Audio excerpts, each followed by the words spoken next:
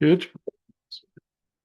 Well, good afternoon, everybody, particularly to those that have already been here through the impact fee workshop. We're now going to call to order this second workshop of the day for July the 7th, 2026 at 1:03 for the first budget workshop. We've already covered the invocation and the pledge. If we're happy just to move on from the first meeting, is everybody good with that? Sounds good to me. Yep. Okay. But again, as it's a separate meeting, if there's any public comment for this meeting, please come to the podium, state your name and address for the record. Oh, sorry, just before you start, we ought to do a roll call for this one as well. Mayor Pro Tem Everline, Here. Councilor Arnold, Present. Councilor Lanneman, Present. Councilor Miles, Here. Mayor Wells. Yeah. We have a quorum. Mitzi, good afternoon. Hello, good afternoon, everyone. Round two, here we go. Mitzi Maxwell, 803 Camino Royale Boulevard in beautiful and peaceful Howey-in-the-Hills.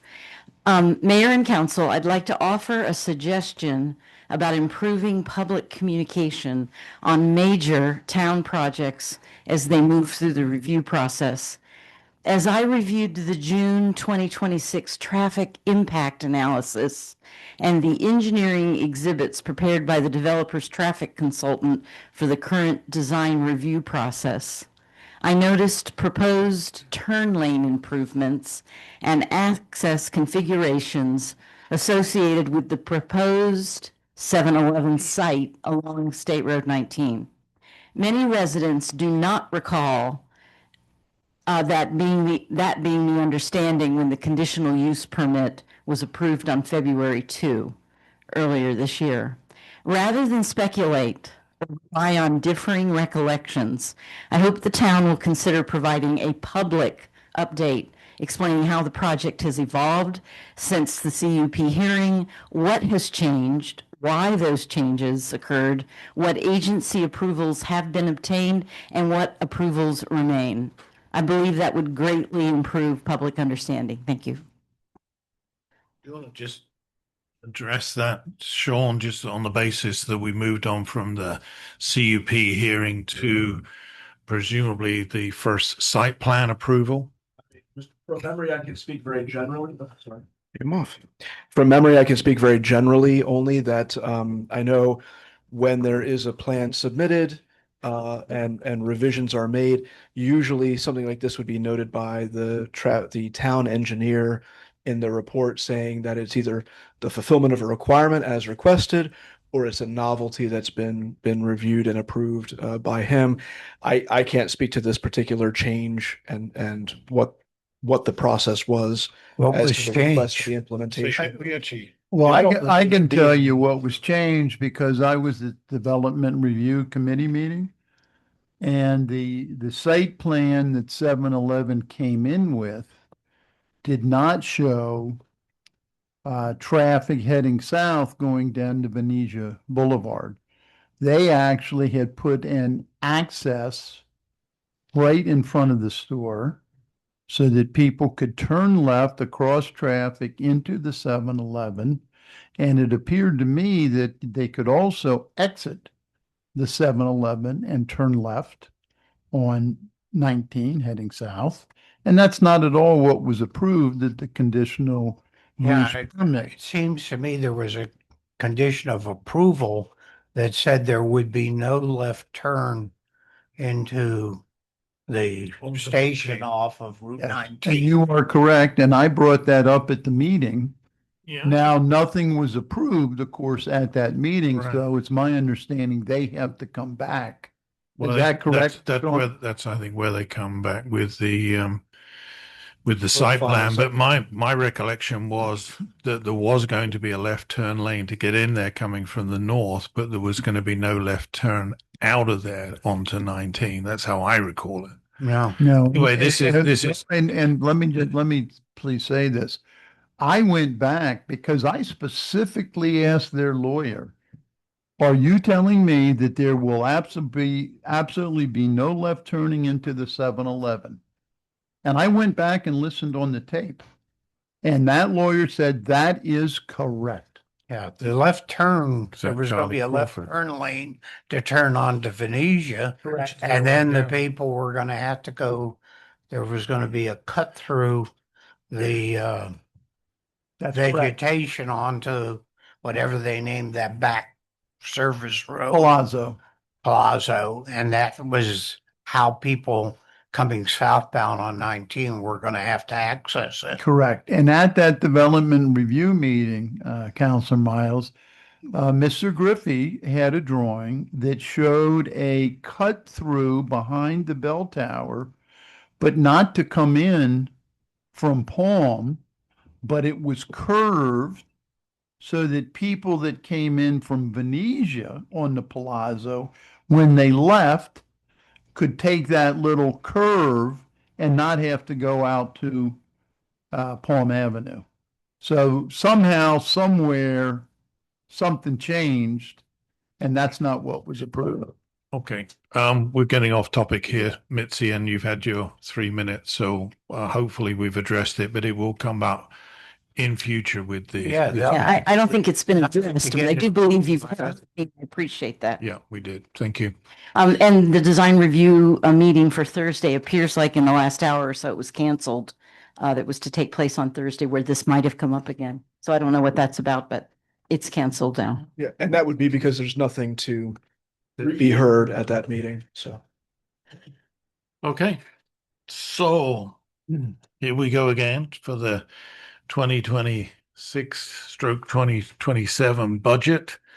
A lot of interesting things obviously may or may not be coming our way with what's been now approved by the House and Senate, but now has to go onto the ballot to see whether they can get 60% to approve, not improve, but approve the changes in the ad valorem taxes in 2027, 2028. How that affects this discussion, obviously, we're going to see. Anyway, how do you wish to proceed, John? On a quick note, Governor DeSantis says he is not going to campaign for passage of that amendment, and I've not heard any member of the state legislature say that they were going to go out and campaign for it as well. So we'll see. Well, DeSantis Yeah, isn't going to yeah, campaign yeah. with it. He just shoved it in there. He's done with it now because he's going to be campaigning, I'm sure, for something else. He challenges the fact that it wasn't exactly what he wanted, and that's his reasoning. But once it's gone onto the ballot, he's done what he needed to do, and that's kind of a shame. But it's still got to get 60%, and that's a big milestone considering the percentage of homesteaded properties that we have. So we'll see. There is a two-step increase in that statute. One to raise it to 150, and then the next year to 250. The 150, is that, let me make sure, the correct fiscal year. It will be effective the fiscal year we're budgeting or the year after? Yeah, so Okay. this year, regardless of anything, this year is going to be the same as things have been.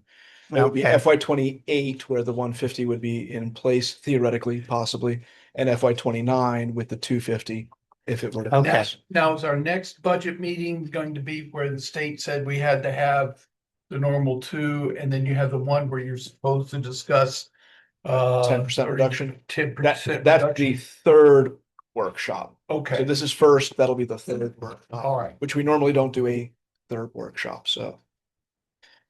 Yep, so I'll go ahead and go through the executive summary with the highlights.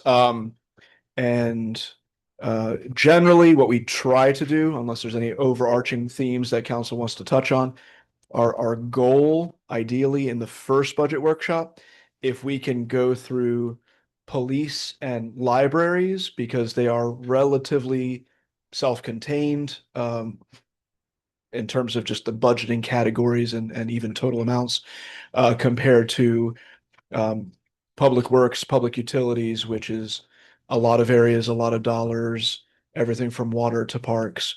Also, the practical element of Mr. Cates is not physically with us today. He is on vacation. Neither is Miss Amanda Molden, but I think I can answer any library questions that may come up. And of course, we have Chief Batchelor. So if we are able to get through libraries and police today, that would be ideal. Of course, we could always, if we're very optimistic, we always have Mr. Southall here and we can jump. Are we going to go into through the- revenue first? We could talk about revenue as well, but I'd like to start with just the executive overview, just hit a couple highlights and answer any general Before you questions. start, according to this, 2027 is when the new tax thing would take effect. But it So, comes in but- 2027 January, so it takes effect, January take 2027. effect from yeah. October. So then, FY20. so then next summer, we're faced with having Correct. to do the budgeting for FY 28. Okay, You're correct. okay. So, that being said, and I'm going off the cover page here with the executive summary, just some key highlights. The total proposed general fund budget is 4.49 million, and that is 115% of the current FY26 budget in the amount of 3.897 million. Items of note, this budget's been created with the maintenance of the millage at 6.99. This is looking at adding 2 positions, which would be an IT supervisor and an IT maintenance tech to meet compliance regulations. In addition to continuing with 7 road patrol officers. I know, we said we were going to revisit the question and just make sure we're all on the same page with the road patrol officers, but we thought that was worth highlighting. When you say 7 road patrol officers, how many total officers? Plus lieutenant and chief would be 9. Yeah, but no, I thought we were going with 6 road patrol officers because we had 10, we got rid of 3 SRO positions, 2 people left, we kept 1. Does that not make 6 plus 2? Remember, we have Hang on. Ivy, I'm sorry. So we cut the revenue for 3 officers out. Which but we're pays for gonna- but one. We're gonna keep 2 of the 3 of them. Correct. So, and again, this is a point of discussion. This is not staff presuming one way or the other, because every time we made an interim decision to provide coverage, we said we would revisit this topic. So that's why it's being highlighted as a particular point of discussion. But to Councilor Miles's point, yes, we cut 3 positions to provide revenue for 1 as a neutral point. So adding 1 more is an increase if you look at it that way. We cut 200,000 plus out of the revenue column. And that was to pay for 80% of those 3 officers' salary. But we're not cutting the 3 positions, we're only cutting 1 position. Okay, From what I understand, isn't there was a person left, correct? Say that again. Someone Councilor. left. Isabel, At the end. Well, with the SROs, we lost a person even for Right. the SRO discussion Yeah. by a week or 2. Then we said, okay, we're down to temporarily absorbing 2 of the SROs. Right, Then another person left before we could bring it to the budget discussions, which we're having now. We came back to council and said, look, we have 5 plus 1 because the 7th left and 1 is on light duty. We're kind of hurting here. Lieutenant Batchelor came in and we temporarily brought in a 7th person to continue on that track. But that is a question for council. So that would be expanding the road patrol force, if we're looking at it from this perspective. This current fiscal year and last fiscal year, we had 5 road patrol. If we continue on this track, that would be 7 road patrol versus 5 road right. patrol. So we're adding 2 police officers, basically. Basically, Which, without the costs of the from my But that burns. perspective, that's okay. So continue to go. And it makes, if we're doing it by population and you do the rule of thumb, 2.5 officers per 1,000 population, that's 1 officer per 400 people. So 7 road patrol officers would serve 714 would serve 2,800 people. We're already 22, Oh, I think we're higher than and we that. could be a little higher. So it's, if 6 is, if 7 is too much, we need 6.5 anyway. Well, this coming fiscal year. you also have to be realistic that, because, let's just admit, we don't have the resources to be able to pay our staff, police officers, whoever, what they probably do deserve as compensation. And so the challenge is the police force, we have to look at it this way, if they've got 7 authorized slots, they're always gonna be in a recruiting mode for one. Well, and that's the perspective. So, and I didn't even do the analysis until I sent that email last night. But of the 8 positions that we lost in the last 10 months or so, out of our 26 positions in town, so it's 30%, 5 of the 8 were in the police department. So Yeah. that's pretty significant in a 9 or Yeah, 10. and we gave them a 10% pay raise last year. You did. Okay, because I want to get to address that on, Okay. you haven't got I haven't gotten that down, far. you haven't Almost. gone to the 8% yet. Almost. So addition of, oh, go ahead. Can I just make one correction? Sure. The 2 IT people that we're gonna need, IT systems administrator, not IT supervisor, and IT specialist, not IT maintenance. It's just title differences. Is that 2 people or one 2 person wearing 2 people. hats? No, we've Two. We're got, adding an IT staff of 2 people Yes, sir. Correct. We're is gonna- what the proposal is. Yes, sir. we'll talk about that when we get And, to and one would be in the neighborhood of $90,000 to recruit them, so that puts them at a director level salary. That's our compression currently. But that's what it takes to bring in people who have these certifications and qualifications, because And if they it's don't, you might as well not hire it's them. more than you're paying the finance supervisor. Well, that's getting into compression, right, Counselor Miles? That's a good point. That's A compression. question, I'm Please. having a hot flash. I need someone to explain to me, in regard to the difference between, I know that I just heard a transliteration of the IT supervisor and the IT maintenance tech. So that means that, John, did I hear you say that IT supervisor is not a supervisor? It would be Systems what? administrator. Their title, they're just listed incorrectly on here. It's not called an IT supervisor, it's an Okay. IT systems administrator. Systems And administrator. typically, an IT department has 4 of those and an IT director above it. We're not big enough to have that. We need one person that can basically handle all 4 types of IT, networking, security, software. There's lots of different administrator or system level stuff that would be required. But in this case, we need that one person. As a matter of fact, you're going to see that come up to the next town council meeting, because we're going to need that before we get to the next fiscal year. So what are you proposing? You need a sysadmin and a sys engineer? We need a system administrator and an IT specialist. A specialist is an hourly person, like a help desk person. So does this include Okay. what we just hired for the police department? So that contract, that's a really good question, leading into this.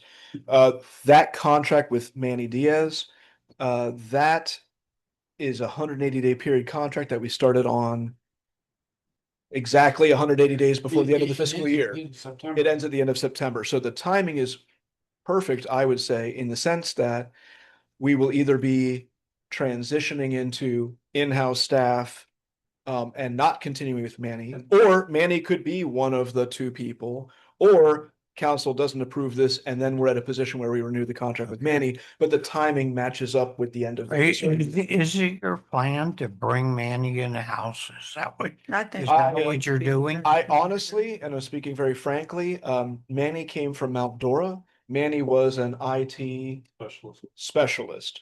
So that was his background. He does not on paper have any of the certifications or qualifications to be the systems administrator. So he will have the same chance as anybody else to apply, presuming it's council approved, to apply for the secondary position. But frankly, for the first position, we need to find someone who checks all the boxes and knows all the things and has all the certs. And So our, Sysadmin doesn't. Are you sure you're not talking about a systems engineer? Sysadmin just focuses on keeping the system up and going. It's the that's just engineer who's the looking. titles that they use in municipalities. Same thing that Tavares is using. Yeah, It's but just are a we level. really talking about a systems engineer? They're the ones who go and plan things out and make sure boxes are checked. Sysadmins just focus on Well, keeping the darn thing running. my comment is on the basis that John's been doing this in addition to everything else. Well, Hang on, John, hang on. Do we really need to, now bearing in mind, we have a town, if you take the entire town administration, we have people wearing multiple hats, whether it be John or Sean or Oscar. I mean, Oscar's the supervisor. He has well, he's actually the He's got one manager, part-time. but he's got one part-time that he supervises. So it'd be lovely for him just to be able to supervise, but at the end of the day, he has to physically do the job. And so if you bring somebody in, particularly on the salary that you're talking about, that person's just going to have to be able to do it, because I can't see us affording to put, not at this level, what was it, 150 something thousand? 142 grand. To put two people in to do this. And what is it in compliance with? Well, first off, we are completely not statutorily compliant with our requirements for IT. And I won't talk about that much more in a public meeting. But I will tell you that statutorily, we aren't even in the ballpark of where we're supposed to be as a municipality. You're talking for police. No, No, I'm about talking for in- the entire. in general. We are woefully nowhere in the ballpark that we should be at. Well, and there's also going to be additional state requirements this year, is my understanding And- for, And just to get to Reporting. compliance, you have to have at least two people in the department for multiple different checks and balances, similar to the way you have to have multiple people in a finance department. Correct, which we also don't have, as the auditor wrote us up this past I year. mean, I'm kind of leaning to what Graham says. Two's a big chunk. I agree, we need somebody. I don't argue with that. You've got to have at least two people. Can't you substitute for one of those two people? I mean, you just had a bunch of your other stuff relinquished from you, and you've been doing it on your own. No, I can't. And no, I haven't been. We've had Smartware that has been acting as the help desk. And Smartware is firing us Firing us as a customer. because they're expanding in different ways, and they know we're going to grow, and they're not willing And- to and- grow And they with don't us. They wanna want to get focus the on their security requirement projects. that would be required to work here. But are you sure one system engineer would be able to do that for you? That's what I. That's what I'm. We thinking. we just don't have the money, period. Let's just cut through the chase is the Well, way I let- see it. let me I'm, cut to the chase that if we don't have this, we are completely not in compliance with the state. We haven't been in compliance with the state for the last year and a half. So state should send us the money instead of Well, taking the. that's what taxes away. happens when you have Unfunded. unfunded mandates. But I mean, Yes. part of it is our own security. I mean, there are rules that are good for us. So I it's, tell you, this council, boy, we got it all to make these. I'm not trying to be the bad guy, but Yeah. No, it's. We gotta make these horrific decisions with all this money. Is in It's administration, put in- or is it in it's- the police? no, it's in finance admin. Okay. So that does take away, presuming we go down this path, that does take away the cost of Manny's contract, which annually I was going would to be ask them. $42,000 a year for him to work 2 days a week as a contract employee. And that puts it under the salaries of these two positions, presumably. Before we discuss this any further, why don't you finish going through your Cool. I would suggest we talk about the revenue in the general fund at least before you get into any of these expenditure discussions. So, Because there's one line in particular where we're almost $600,000 above budget in the revenue lines. And I want to talk to you about that a little bit more. okay.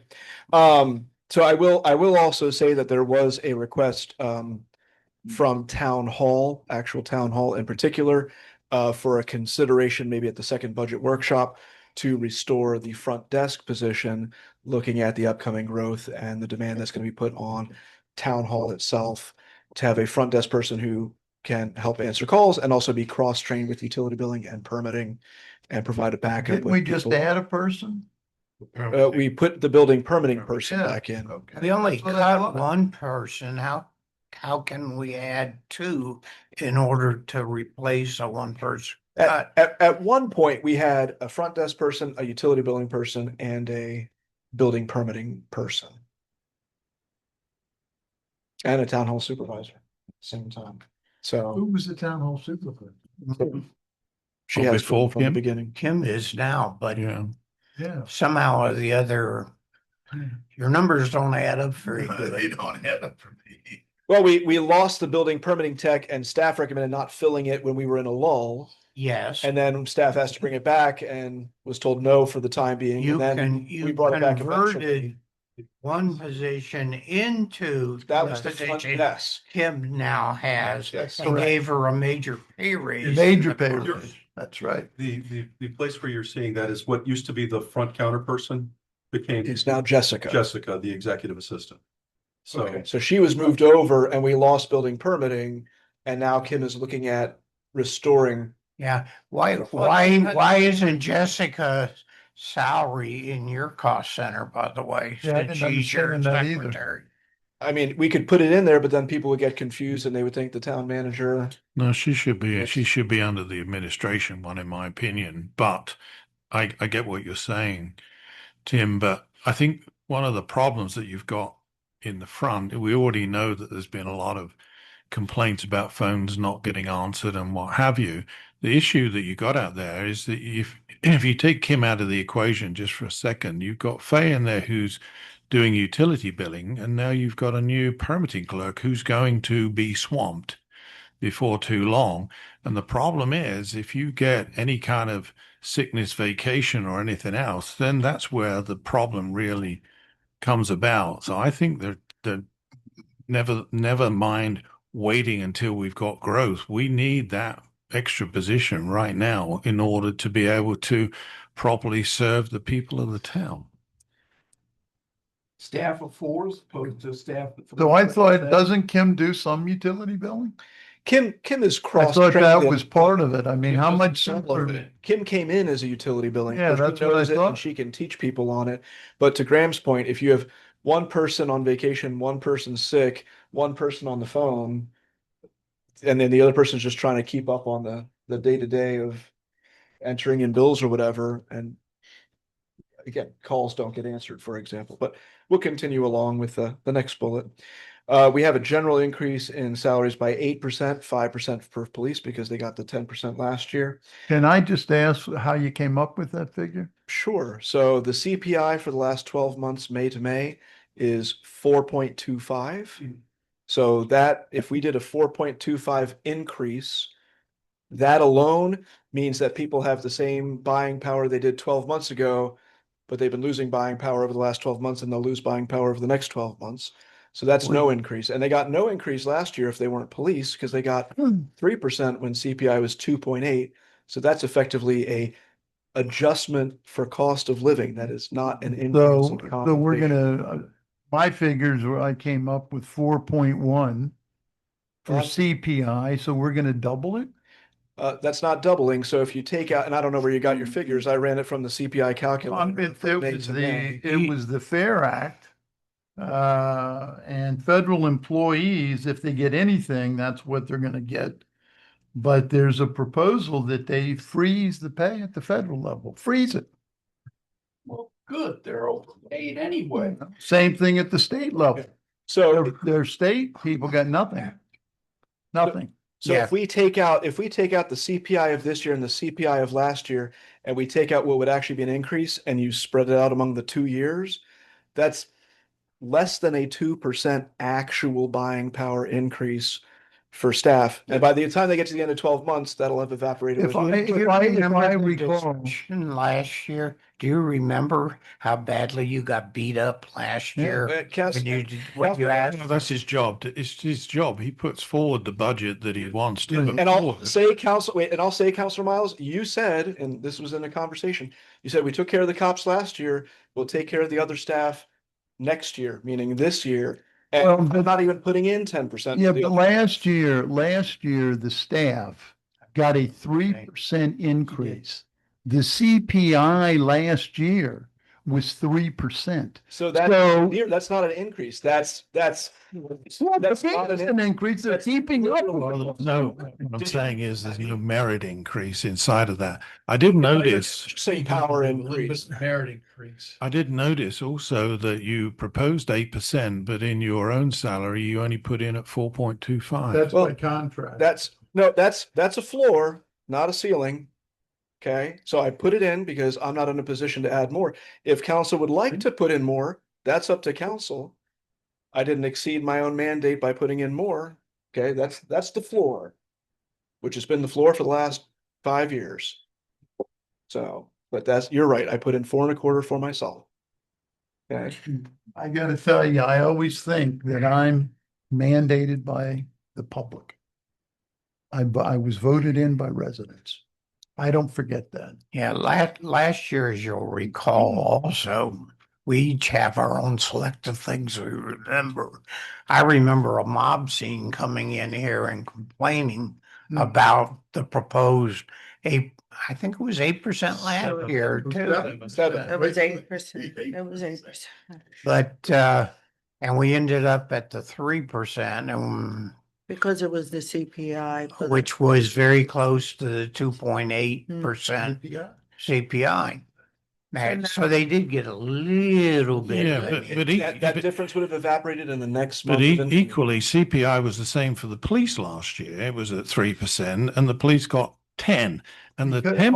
Only they were because so they low. were so low, and they're still so low. Yes. Well, These are always the ones that, well, you gotta be competitive. well, and I understand that, and it was also talked about in order to maintain the recruitment and the two new people that we both, You gotta stay. the two new, Let the mayor. the two new people that came have both subsequently left, so that clearly didn't work. So they did get a big bump last year, but equally, Tim, if you do the comparisons against the equivalent positions of our staff within other municipalities, they are grossly underpaid as well. Graham, just so you know, I do that regularly, and I beg to differ with you. They are not. When you compare our population and you go to other municipalities, they are not. Yeah, but looking you at the can't- panhandle is an equivalent. No, hang on. No, whoa. Let's just back up a little bit. What I had suggested last I won't year. back up then. Let me just finish, David. What I'm Okay. saying is that let's just take the town clerk's position. Okay. The town clerk does the same job in Claremont and Groveland and Mineola as what they do here, except for the fact that the town clerk here wears more hats. He also does a lot more stuff that they don't do. Plus the fact, I can assure you that the town clerks in these bigger cities have a deputy town clerks, assistant town clerks, public records techs, and all those kind of things. And I can tell you that Tracy Ackroyd, who's the town clerk inside of Claremont, is paid probably with the increase this year close to 130,000, which is more than we're paying our city manager. Well, I just happened to look at the Florida League of Cities job search the other day, and lo and behold, there's a town clerk job open in Holly Hill, which is near Daytona Beach. It's not on the Panhandle. Population 13,000 people. They're looking for a clerk for 68 to 94,000. So, Yeah. Town clerk. What I said last year is we need to look at the non-police positions one by one to determine whether or not they are being adequately compensated based on their job. So do you have some sort of a salary survey that you're gonna provide to us? Counselor Miles, I 100% concur with you. And staff for years has done internal salary rate comparisons, and we've brought those forward. Those were dismissed as being self-serving. We looked at the mascot salary study as a poor man study because we were one of the comparables. That was dismissed as being not relevant. We asked to do our own salary study to find something that was relevant, and that was voted down before it was even discussed by a majority of this council. So we have all these numbers. We can tell you Mr. Brock's comparison for clerks within a 30-mile radius, a 50-mile radius, and show that he's the lowest paid. We can show you what mascot salary study says he should get paid. I will bring in. It's all been dismissed. Astatoola's pay and Montverde pay because it's all public record and I have that at home and I'll bring it in. Yeah, but in fairness, you can't always do that, Tim, because the town clerk in Astatoula, and bearing in mind they're on their third one since I left 2 years ago, the guy wasn't a town clerk before. The person before that wasn't a town clerk, and the person before that was my deputy town clerk. They don't have 5 years experience and and all of the knowledge, training, and almost experience levels that John has in order to get his certified municipal clerk designation. So you can bring those people in. The second clerk they took over in Astatoula, guess what? She was the mother of one of the police officers, and she'd never done it at all. And all because in that particular instance, the mayor doesn't want that person to have them so that he can simply do things that there's no checks and balances on. So you got to be careful when you're comparing apples with pears.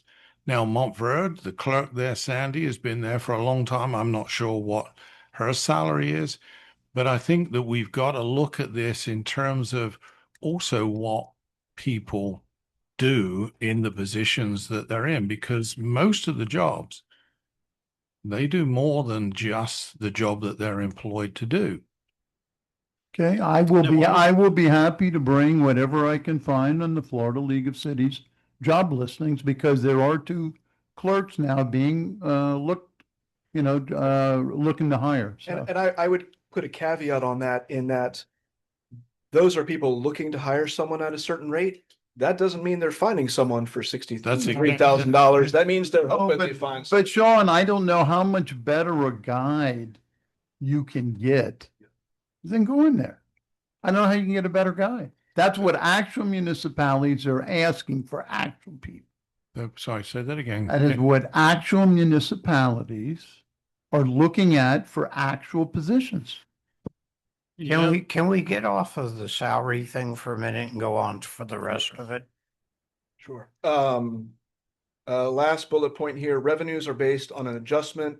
And again, this all requires particular council approval between now and the end of the fiscal year. This is not presuming council approval. We're punching in the maximum numbers, if you like.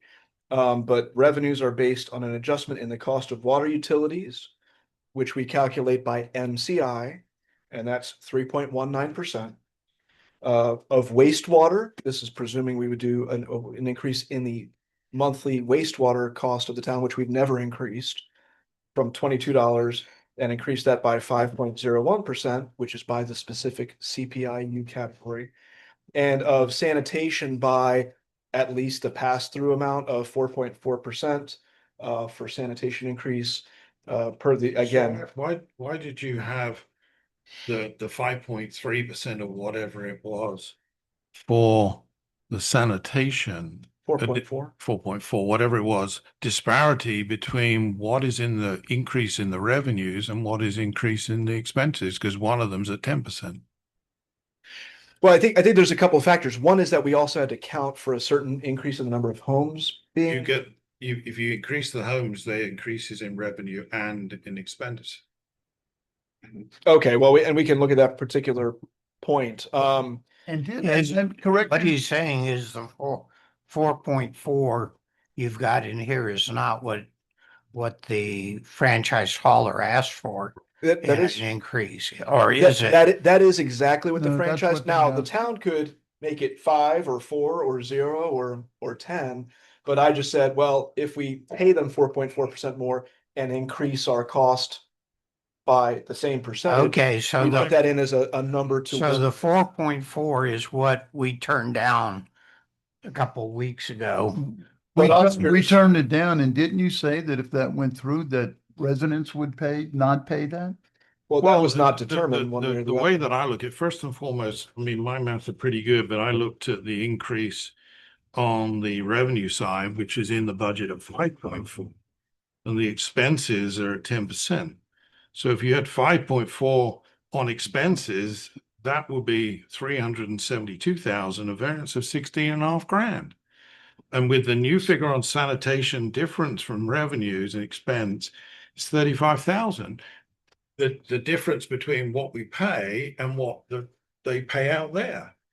So, and I know we also, in addition, and maybe there's an error in this, but I know in addition to this, in comparison to last year's numbers, we also calculated that 120 homes would be built by the end of the year. So when it came for rates that are a one-time rate, we counted it based on 120 homes. But for monthly service rates, we know that the homes will be constructed in a linear fashion. So we basically averaged out for the cost of 60 homes spread throughout the year for something like water utility or sanitation cost and revenues. But again, that's still allowing for the fact that there may have been an error in calculating on Okay, one of the other sides of what this does equation. the acronym MCI mean? Municipal cost index, that's in our ordinances, that's what we use to calculate the water increase in particular. Okay, is there a CPI dash U that pertains to water, and what is that? It is, I think, and I'm just going from memory here, I think water and wastewater are in the same CPIU, which would be 5.01%.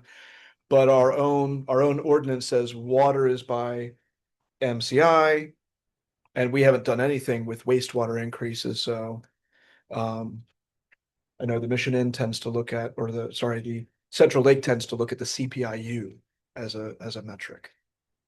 So, Well, I don't have a problem with the increase in the wastewater or the water for this year, but certainly the sanitation, we have to look more closely at that, because first and foremost, I'm not sure the passing on, with the level of service that we've had from them is a good thing, but also we should not be making a profit out of something that we're contracting out to another people. So, and the way that I'm reading it, if we actually got the figures right, we would be making a profit of nearly $36,000.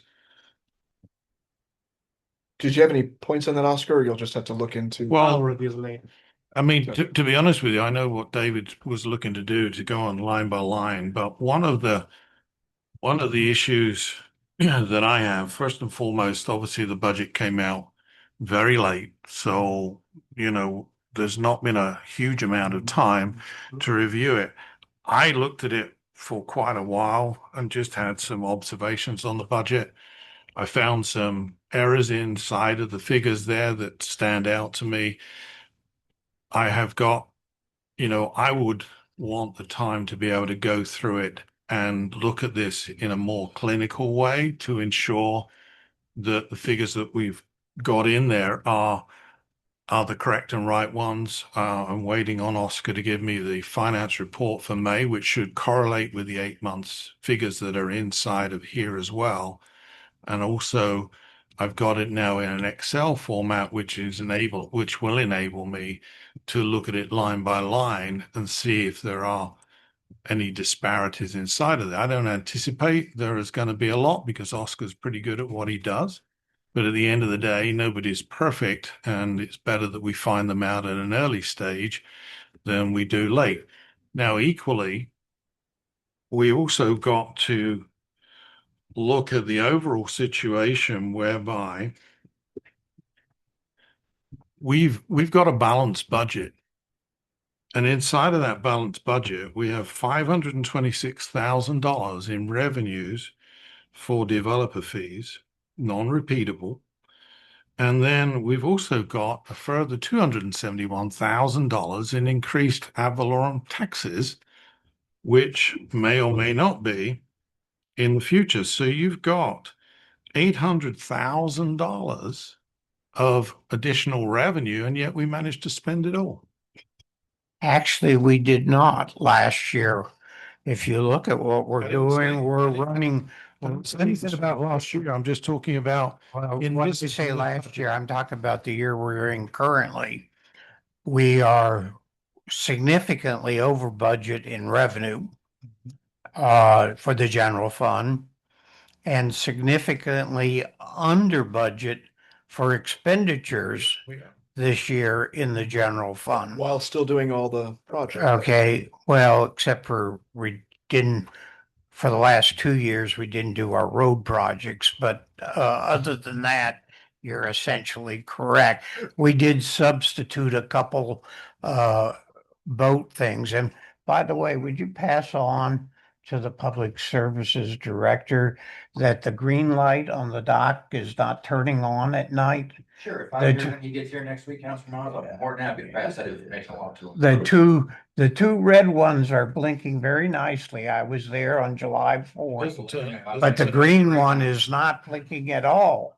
It's not coming on. It doesn't come on during the day either. I went down the other day and the red one was on, But- the green And one. Counselor Miles, and when we look at the recently audited numbers, we increased our net position in the prior year by $661,000, which is pretty Yes, significant as well. we are starting to bring in some of the resources, and I agree, Mr. Mayor, some of them are one-time type of things, and you don't want to use one-time revenues for recurring expenditures. True. But I think But this is a we pretty- do have some, if I could finish, we do have a little bit of extra leeway this year that we have not had in the past years because of these one-time expenditures. I do see that we put the year before last road thing in this year's budget in the infrastructure fund, which I applaud. Hopefully we don't have any more docks that we're gonna have to repair Just the one this instead year. of the, Just the one. We have enough money to do one more finger Yeah, pier that- in that's this it. financial year. actually, they've got two of them No, in this but year. before we get to that, in this fiscal year we're in, we have the money to do one more. In the year we're in, Yep. we have money to do one more finger pier, Yes, we do. but we don't have the money to do any roads. Well, not to complete a road, no. That's Well, why you the, have- the road we had in last year's budget was only a 2-block road. Well, It's not exactly, it's not like we're building a super. you gotta be thankful for small mercies, David. I think you were heading to a point, Counselor Miles, before you got sidelined. Hey, yes, Yeah, you come to a roadblock. When you got to the boat thing. if we don't do the basic fundamentals for the town, which is keeping our roads, and our public service director came up with, I think, an exceptionally good idea, which is as we fix a road, we also fix the water lines along that road. Because one of these days, we're gonna have a major problem with our water lines too. Those two things need to be handled before the nice to have things. But I have in general no problems with what you're doing, and I'm glad that we're gonna do the 2 year ago budgeted road this year. If we actually enact what we've got here. And I did see there's two finger pier, but I think we ought to start by taking a look at the revenue. When I've done budgets, I've always looked at what have we got to spend first before we go off on any wild ideas on spending money. So, and I will say on that note, if that's the way we're gonna go here, we're a little earlier in the process for these budget workshops than we usually are, because we were trying to get that third budget workshop squeezed in there as well.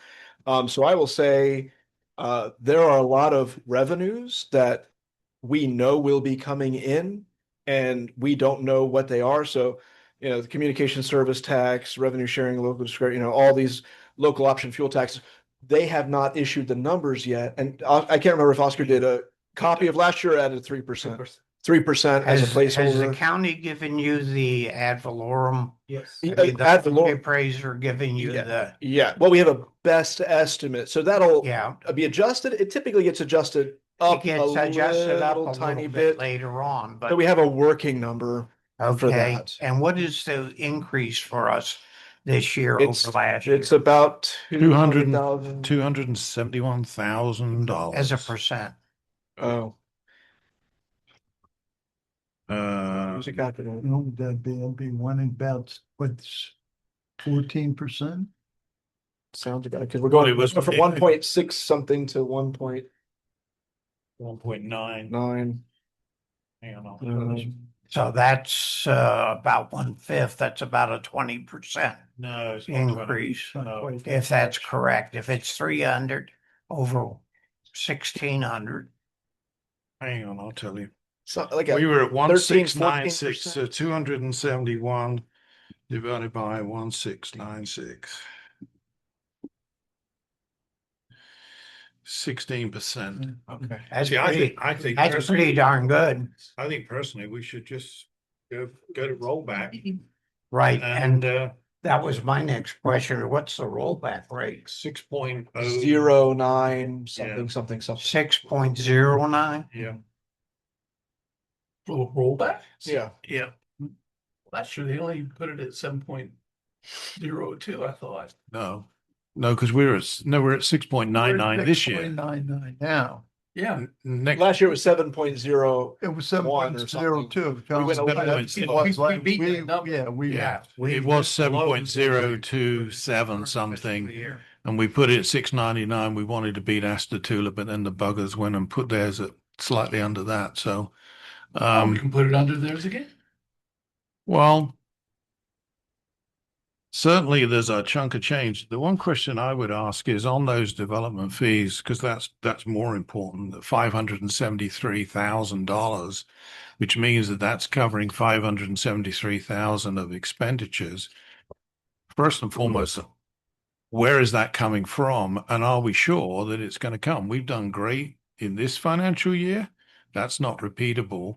So how do we know that we're going to get all of that amount of money? And Mayor Wells, I pride myself and my staff that we are reasonable yet conservative in our estimations of revenue, and we haven't ever overshot that in the past. And likewise with expenditures that we put in what's sufficient to do the projects and still work hard to come in under budget. But when we did an analysis of the anticipated phases that are scheduled to come in with people who are moving dirt and they are invested and they can't afford to stop. And we look at what we've received for the initial phase for each of the ongoing developments, and we look at the upcoming phases, we felt that it was a pretty conservative estimate to put in that amount of money. It very well could be 50% higher than that, but we didn't reach too far. We kept it in our minds conservative. What is the new name for Watermark development? Stonehill. Stonehill. Have you looked at the signs that they've posted up there about the fact that they have oversized lots? That's as a result of what this board did by increasing the minimum size of the lot. A luxury. You never considered an 80-foot wide lot to be oversized, but they do, and they put that on the signs. Well, it And is they're coming oversized. too. I just had a couple questions, Sean. One is I didn't see under finance and administrative, I didn't see the utility billing clerk's wage there. That's water. Oh, it's underwater. 100% Oh, water, okay. yeah. Now, the other question I had was, it looks like you had in raising the engineer from 60 to 100. Mhm. And I'm assuming that's based on where he is after 8 months. Is that No, why you did that? the engineer's a contract position. That has to do with all of these huge six-figure checks that we're getting related to development, which is based on a percentage of the project of the infrastructure. The town engineer has to do a lot of work relative to that. So some of that goes to the engineer. Yeah, We looked at we're- current year, and extrapolate. But Notice you shrank the. that's what I was gonna say, but you shrank the But- planning but by a lot about of 20,000. The planner does a lot of the initial things, but when they're out on the site and looking at it and looking at, I'm gonna not say the right things here, but lock grading and all the infrastructure, that's the engineer who's out there in the dirt a lot more when things are actually rolling. By that point, the planner's work is effectively done. So the planner doesn't go out and check to No. make sure things are No. being done at all to code? So if the engineer is doing all this stuff, surely that comes through pass-through fees, doesn't it? Go back to the No, but they're paying that 2% for all the value of their spine roads and all that. And then we pay some of it to the engineer and keep the remainder to cover our staff. But what he's saying is, could that not be put under the building fund as an expense there? You want to Uh, restrict it rather than put it in the Well, general fund? the building fund is required for a specific purpose. And it has to be set aside. Mhm. So it is a restricted fund.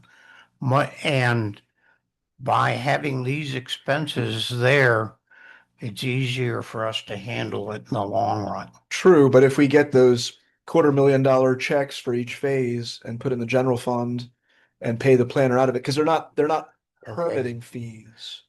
Are you, That's are site you development. planning on using any of the surplus in the general fund to transfer over into the water fund in lieu of us borrowing some of the money? I guess you could look at it this way, that that money will be in the general fund and that will help pay the salaries of all of the town staff and public utilities and public works that are also doing a lot more work on these sites specifically.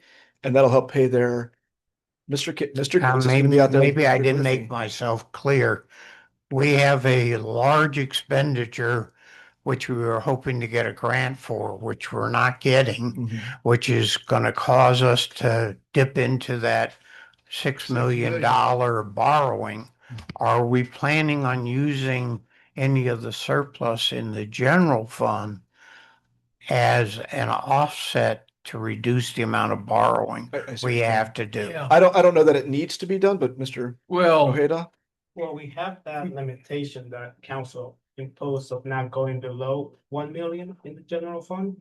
we did that or Sean did that? No, council. No, we did that.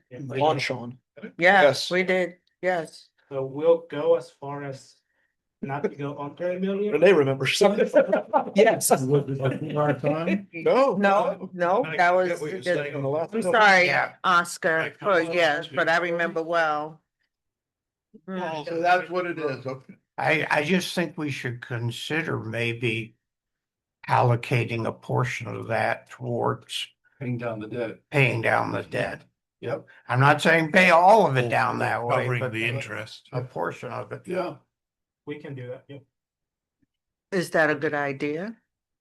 That's- Yes, is that a good I idea? mean, that is the purpose of reserves, to use it to limit expenditures, as long as they're one-time expenditure. Yeah, because we know I The- don't like doing that.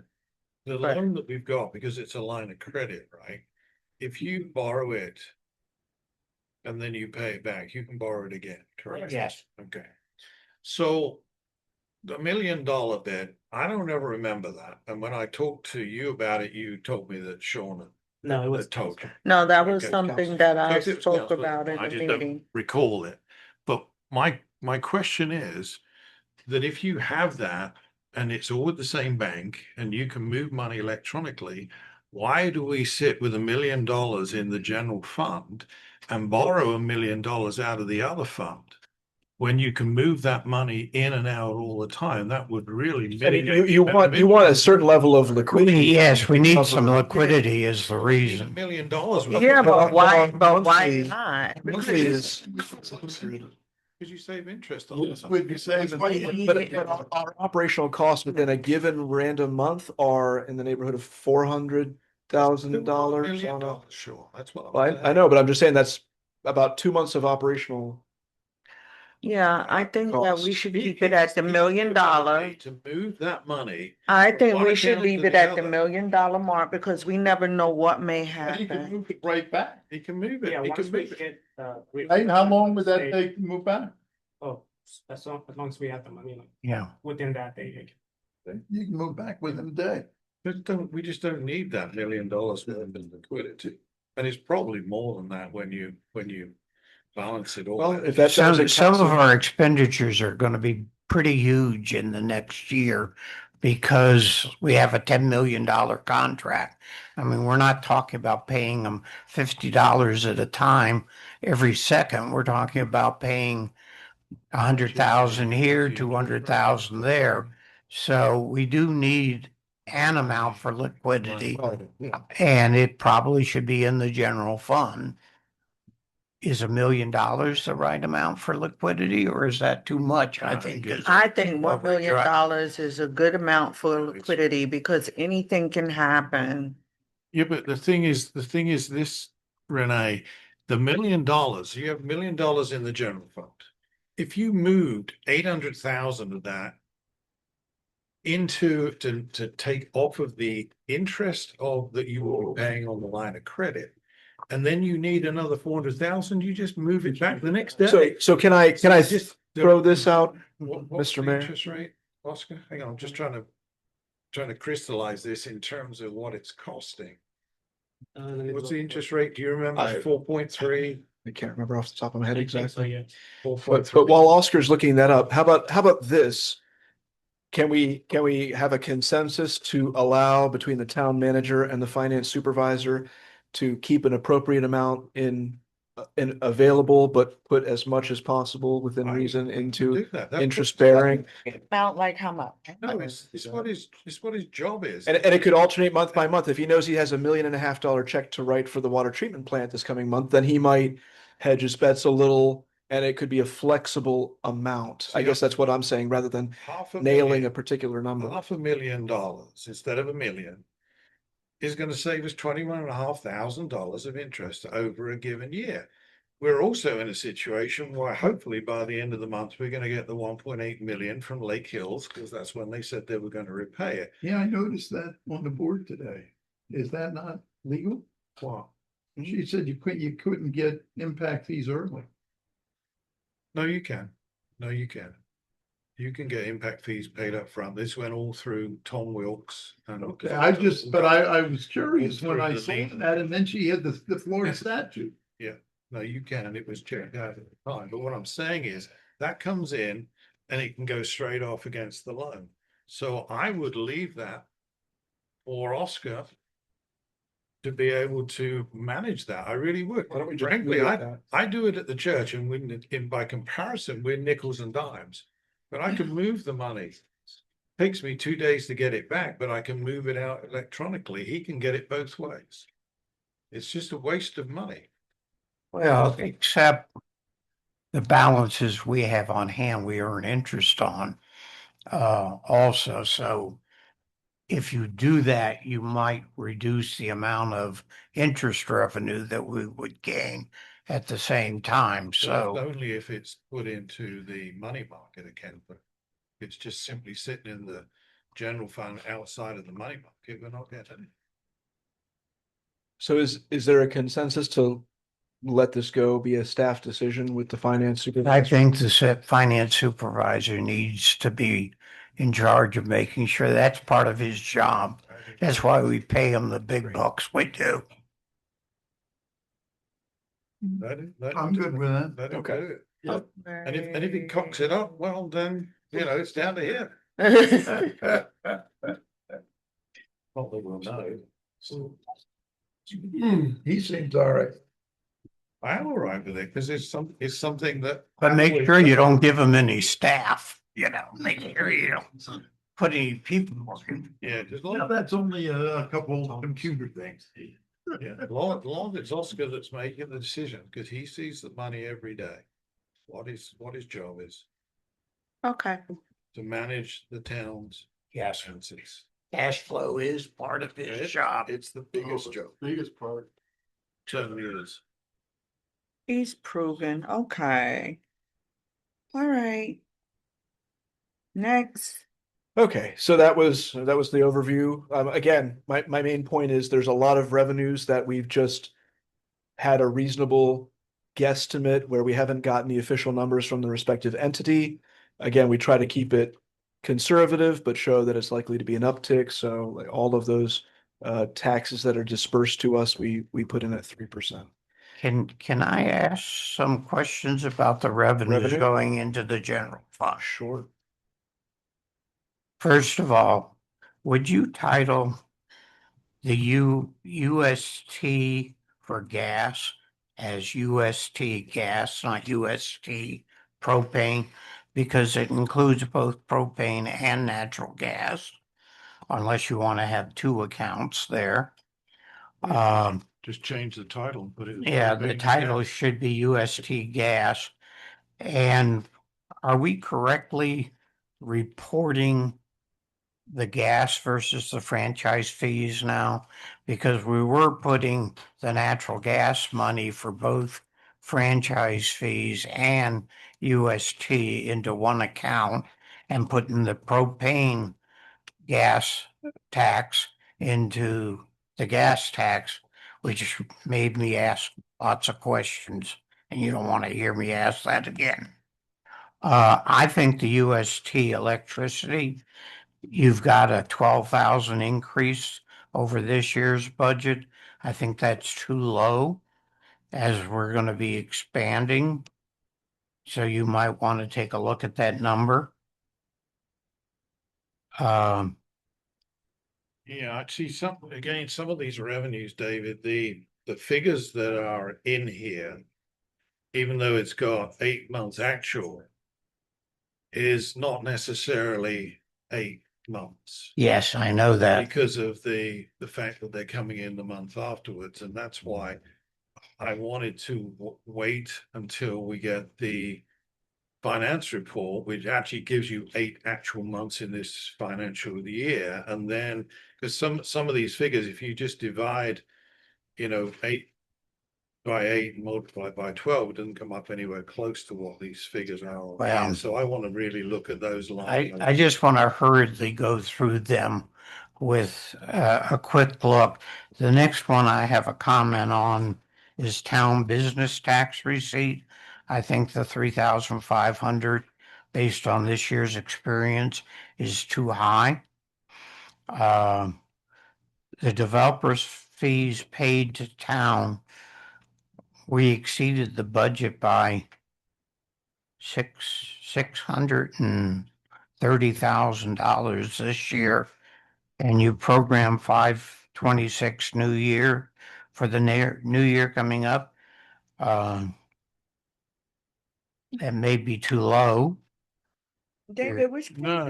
No, because the ones we've already had, David, are one and done. These are new. I know, but there are other developments coming along. You're right, Council Miles, and to that point, I think we looked at the number and it could be 50% higher than the number we put in here. We are keeping it conservative so we don't end up. Okay. And that's Do you think it's relevant, frankly, that if you've got all this new development fee, which is a one and done, it's not going to be. I'm on the very repeated, first that page. we should actually be Oh, you're still using here. that figure Yeah. to go into the No. budget at all. Well, I think we're in a situation, frankly, General fund revenues is where I am. We're page 4 of your handout. we're in a situation where we are having a percentage growth that is frankly just unforeseen for us in particular, for Lake County in general.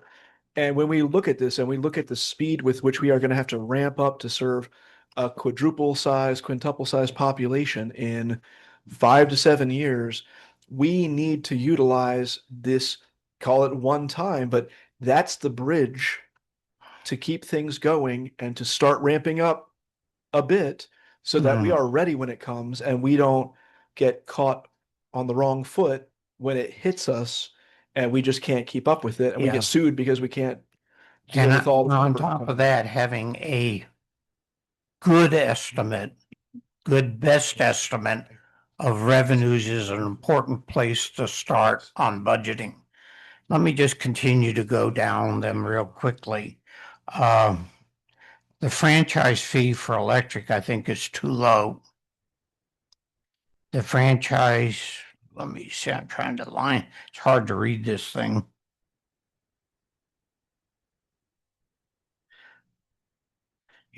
Have you added the CPI increase for the Sprint Tower lease? Because it's the same as you estimated for the current year. Okay, the next one I'm going to is local government half-cent sales tax. I think you're too low on that number. It's actually lower than the budget we adopted last year, and I don't think that number is going to go down. The library interlocal agreement, ditto, same thing. Your number is the same as last year, and I think that's too low. And that's a case where we're given the number, so We hadn't received them. it could go up 1% or down 1%. Just running things. Are we sure we want to cut out the paying of 80% of 3 police officers? School resource officer services going from 217,837 to 0. Not gonna get it, so. Yeah, just one more time. Traffic court fines. How come it's 0 after 8 months? We budgeted $10,000. How often do we get paid that? I think on a We get a monthly, if fee. not a quarterly basis, We get paid a piece of those Yeah, fines. we don't get a whole lot. It's Yeah, I know. $50 a month, but there should be something in there. something. We Right. talked about this, Oscar, because you were gonna check to see if they were miscoding it at the front when the checks came in. Yeah, maybe it's miscoded into the I wrong think place. it's- That one, I'm not talking about the proposed being that much different, but the actual, I'm saying, why is it still 0 Well, 8 it will months be if into they- the year? If they miscoded it. Your library fines number is too high. It's only a couple $100, but it's too high. We had $1,000 budget for the sale of cemetery lots, but we've taken in 7,512. Why is that? We had one large family come in. People are dying to get in. Counselor Miles, And that. Have I'm telling you, man, it may not be any. have we looked at how much we charge for that Oh, at any time in the? we are much on the low side. It's if you think of it this way, it's a benefit to being a Howie resident that you have to be a resident or, employed with the town for a certain If number you're of a years. resident, that's Tula, you can go in there for free. And then if you're a zip non-resident, code. they charge $1,000. I mean, I've just. Well, we have to maintain that cemetery and it costs money. We do. We don't have a separate cemetery fund that we keep Yeah, that We in? do. We charge the maintenance and everything into it, just to keep Okay. track of it. What do we do with them? We just pop the money for the sale of the lots into the general fund? There's been a year or two where the revenues have actually been negative because someone came in and we refund, they sold their lot back to us and we refunded it at their purchase price and didn't sell anything. So it's even possible for that to be a negative in a given year. But we had one family come in and buy a number of lots. Okay, it's not gonna make or break our budget, but it seems, I think our special events budget is too high No, it's. based on the receipts we've got this year. No, it's not. It's too low. It's too low because, we didn't spend a lot of stuff and, we've got 3 events coming up. We're saying for the revenues. I'm Oh. talking revenues. So we received 3850 and we had 10,000 written down. Say that again. I'm just going down your budget Received- lines we one received- by one. Or we've received 3850 year to date and we had an estimated revenue of 10K. Well, isn't that because we used the money from the prior year that was raised? This is revenues though. So We're we did talking not get as revenues, much in not sponsorship. expenditures. I know we asked one sponsor to bump it to the next fiscal year, but we were still not close to the 10. Yeah, okay. The next line is settlements. I don't know what settlements are, Could be but anything. We only got $70 and we budgeted 500. What I was saying about the special events, David, is because we had so much left over. Nobody went out and tried to get revenue this past. I know the year before we had a lieutenant that Yeah. chased after it, but this year we have Yeah, not. Graham got a lot. Well, Yeah. we got over $32,000, but I can That tell you was this. 2 fiscal years. No, That was last fiscal year, not this fiscal year. that is Yes, correct. that's correct. But at this moment in time, we're about to send out the letters for new sponsorships for the 3 events, the Christmas light up, which is going to be bigger this year, the Christmas festival and Founder's Day for next year. So those letters are already written. We've already had 2 meetings with staff as well on events this year. So we're going to go and get some more money. Okay. You talked me into it. I don't mind that it's less. Because I'd like to see Okay, that's it. go done. into the expenditures on that side. Good job, David. I'm glad you do that. I always do that first. I want to see more money, more money, more money. So all that being said, do we want to tackle Not really. we could tackle police or library, either one first, and hopefully resolve any questions on them so that they may even not have to come back for a second round. Why don't we do library first? Sure. What was the end result of the 8%? Of the, We're still we there, left- we okay, left that. we left it, I just want to make sure, okay. Yeah, For the we're, sake of trying to get through some things. are we gonna get a schedule like you gave us last year of all the personnel? we could do that. Yeah. Would you do that for us at the next meeting? Yes. And that way we could beat you up really bad. So we're doing library now? The libraries, which is going to be Yeah. page. Let's see. It is a problem, boy, you only. It's line 571, code 571. Page 20. It's page 4 on the first one.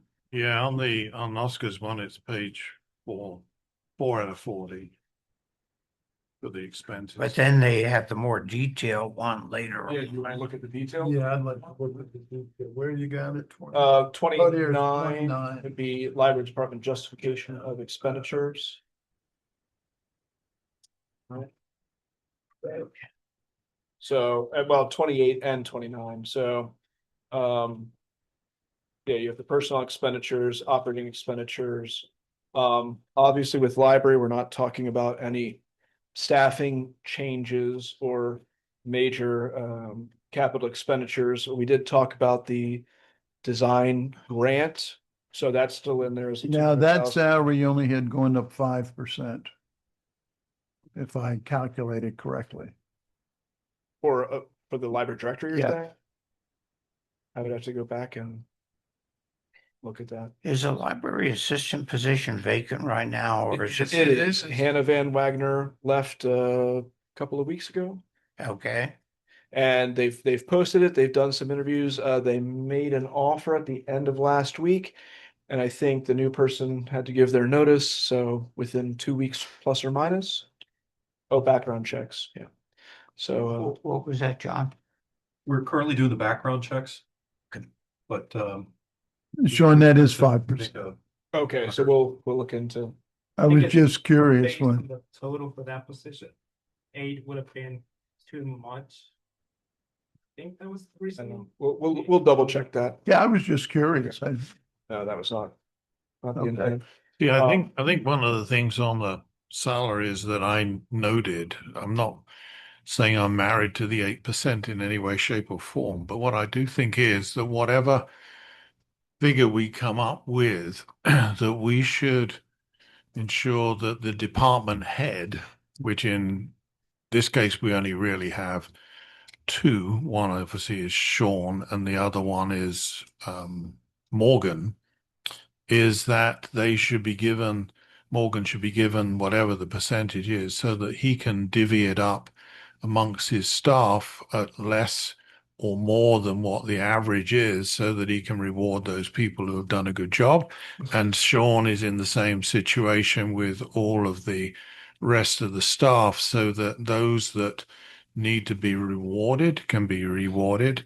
And also that whatever the figure that we come up with across the board is also included to Sean himself within that whole figure, so that if he wants to take the average figure, he can. If he wants to give himself more, he can, or give himself less if he chooses. But it should be up to the department heads not to so that we don't just give a carte blanche across the board like we did with the 10% with the police and everybody got 10%, that Morgan gets the So explain, if I don't think I'm hearing you correctly. So what you're saying is if Morgan has 6 people that work under him and there's a 5% increase in salaries, that's 30%. And he can give one person 2, another 6, another 4. Yes. Correct, because With frankly, no bases from anybody. Well, I understand a performance review. I get the that. one thing that I was going to add to that, because obviously we're looking at 8 in this particular thing, that nobody gets less than the CPI, let's call it 4% at this Right. moment. Yeah. But the balance of it also, It's kind of like a bonus program. well, now. yeah. Well, I don't mind that in theory, that's not a bad thing. I think that somebody needs to overlook. and that. I can tell you, Well- there's 3 people that overlook it in the sense that, and let's take Morgan, for example, and Morgan has a good number of people under him. It's tougher with library where there's only one.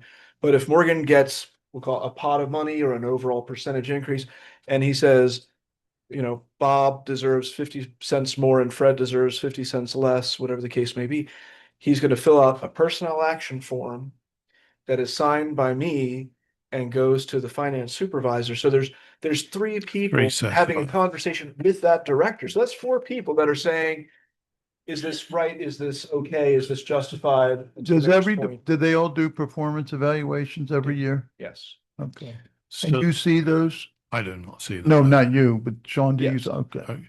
But the other thing that I was also going to recommend, and I think part of this is Sean has already got it in the budget anyway, but anybody who has worked for less than 6 months does not get an increase. Right.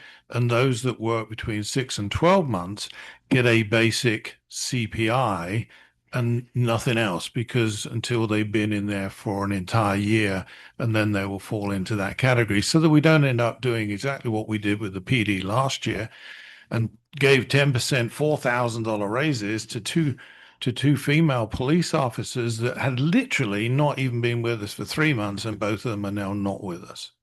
So I think we have to reward the people for the longevity in the job and not reward the people just because they've just turned up. Yeah, just to be clear though, last year we were so significantly behind what every other police department was paying that we gave them that 10% to bring our salary level into the same ballpark as to what other departments were paying. And every officer Now- got that. And every officer evenly.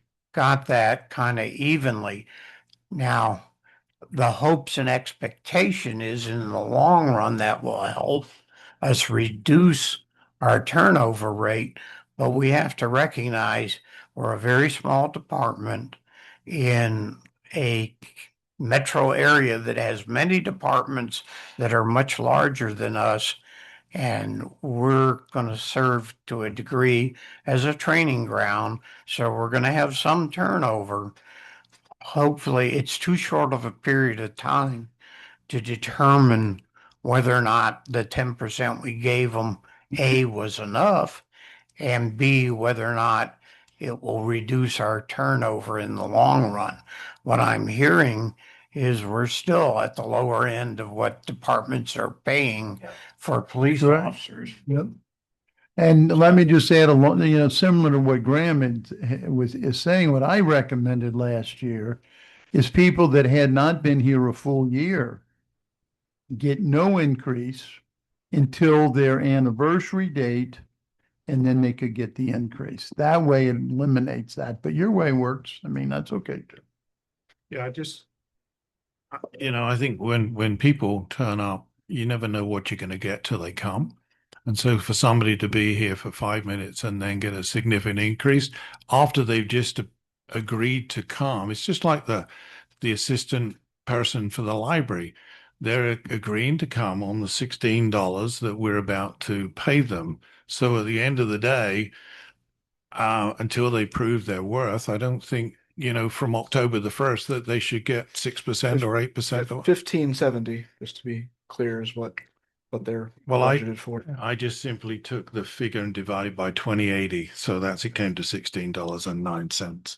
And Which I think personally is also well underpaid, which is one of the reasons why we lost Hannah. Yeah. And just to be clear, there really are no people by the time we get to the new fiscal year, our newest employee would be Jessica, who would have been here, since February, so a good portion of the actual year. And everyone else would be a hire after today's date. So I agree with the mayor to Except that. for the permitting clerk. Oh, except in the permanent clerk. I'm sorry, it was 2 weeks to go. And also police officer and also the new library assistant. They're all going to be affected by That's what I'm saying. They're hired after today. John, just out of curiosity, how many applicants did we get for the library assistant job? I don't remember the exact number, but it was high. Was it It a was a lot? high number, but I will tell you, 95% of them were not really what I would call a good applicant. Yeah. There are a lot of people desperate for work right now, and I don't, there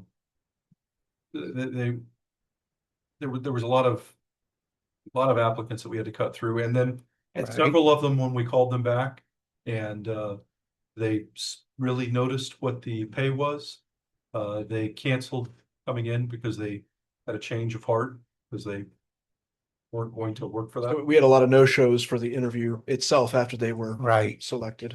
But At- was the number more than 20? Mhm. Yeah, it was Okay. up there, 50, 60, something like that. I mean, there Wow. was a bunch of When people it's that when put it's on in, but Indeed, Yeah, But I will- when you have an entry level job like that, you're always going to get a lot of shaft along with Oh, the yeah. good ones. um, So that but, doesn't you know, surprise me.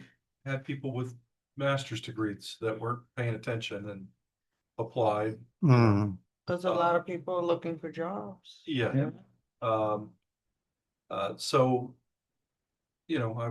I will tell you, we did get quite a few- There are two sides of the issue, but we need to have competent people on board here. and stable uh, people. And stable people, yes. And hopefully the person that was selected will work out real well. I will just tell you, at that particular position, we're hiring somebody 70 cents above what is effectively minimum wage come October. So I don't know that the wage level that we're getting, we will never hire somebody that's going to stay there longer than a year or two. And we're telling them that for 14 months, they're not going to get any raise. There you go. So, and there's plenty of fast food places and stuff that are paying above Sure. minimum wage. John, what's the Lake County Library one rate? I could pull that up I here. think we're in line with Yeah, that. we are. Yeah, I will okay. tell you, I got people from Lake County that I bet you did. that applied. So,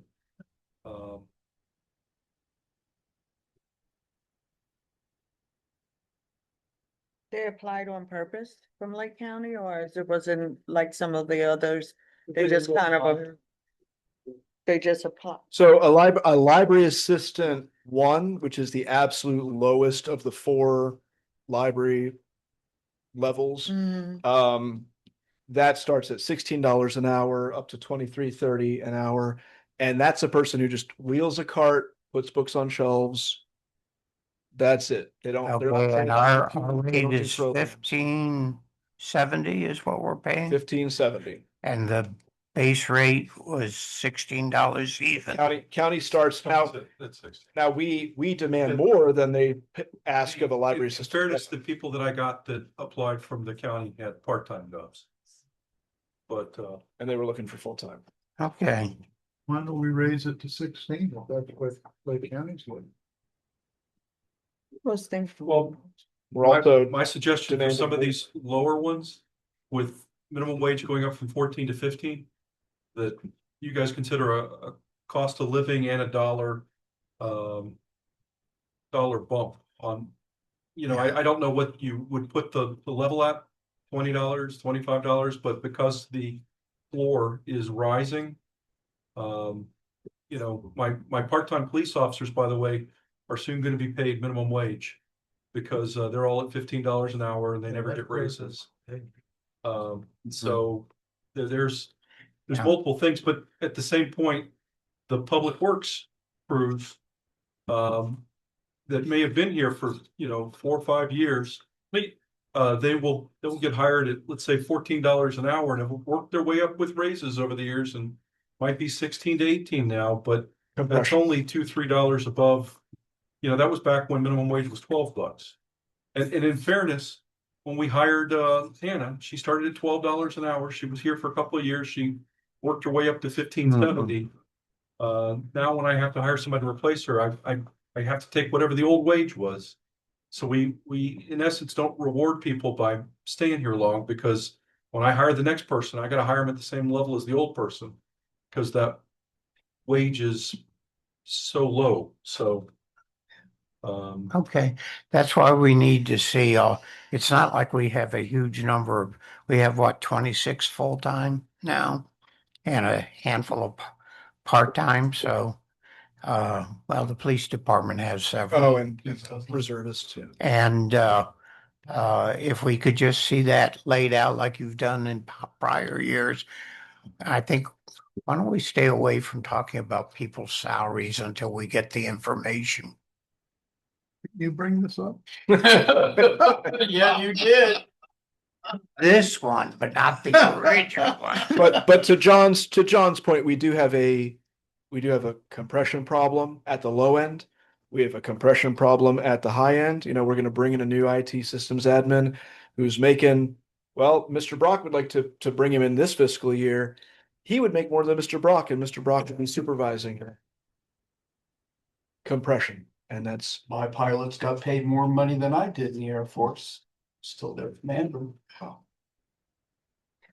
The library, I just looked at the library thing again, and the only comment that I've got on their expenditures is in the library books and the ebooks, which are the very last 2 lines. I've been here 4 years and we never spend on line 660 the $10,000 that they budget. And on line 662, we under budgeted. Could we take a look at those 2 lines and make them more logical? And if you look at the numbers on 660 for the current year, it's not even $2,400. it's pretty low compared to 10,000. So those 2 lines, we need to take a look at what we're doing. And I think more and more of the books are ebooks nowadays because everybody uses computers rather than hard copy books. Each group has its bands, I guess. it depends on the age level. At the higher end and the lower end, actual physical books are like Gen X, for instance, and lower, all no, they're now back to physical media. Is they prefer a book, not Kindle. They want an actual physical book. It's or not Gen X, I mean Gen Z and earlier the Gen X are kind of Kindle, but in any case, baby boomers read. We don't bother to read. No, I prefer a book, but my wife's eyes are bad. She gets the Kindle so Right. she can drop, make the font And- huge. Oh, And I still will tell use you, CDs. when the library buys a book, there's a certain life to the book, so many times it can check out and that sort of 26. thing. But a lot of that is a little subjective too. But literally the licensing that you get when you get an e-reader, it can only be checked out so many times and then it gets deleted. Yeah. Because that's the Oh, way that terrible. is. So when you Terrible. when you Correct. buy an ebook, which is a lot more expensive than a physical book, you are buying a file that is it's going to get deleted eventually. Yeah, you So- pay triple the price. It gets checked out the 26 times, which is the average checkout life of a book. Then it's gone, and only one person can check it out at a time, even though why Really? couldn't everyone check it out Wow. simultaneously? It's a racket with ebooks. It It's is. very unfortunate. Hmm. But anyway, It's a good thing I don't use I them. notice you're not separating FICA and Medicare anymore. You just lumped it all together under FICA. so I- anything else with libraries? And insurance went up 10%. Was that across the board?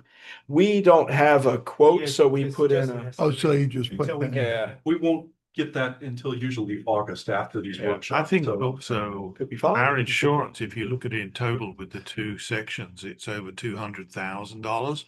We should be talking to PGIT and asking them to give us a quote, because here's what it will do. If you go and ask them for a quote, they'll come in low. And if you beat up Florida League of Cities or FMIT, they will not want you to go and they will match it. I have done it when I was in Astatoon, and I couldn't understand why they could suddenly lower mine like 30,000. But they have just this massive pool, and all they do is they divvy it out, and those that will pay. And if they take it from one, it goes to somebody else.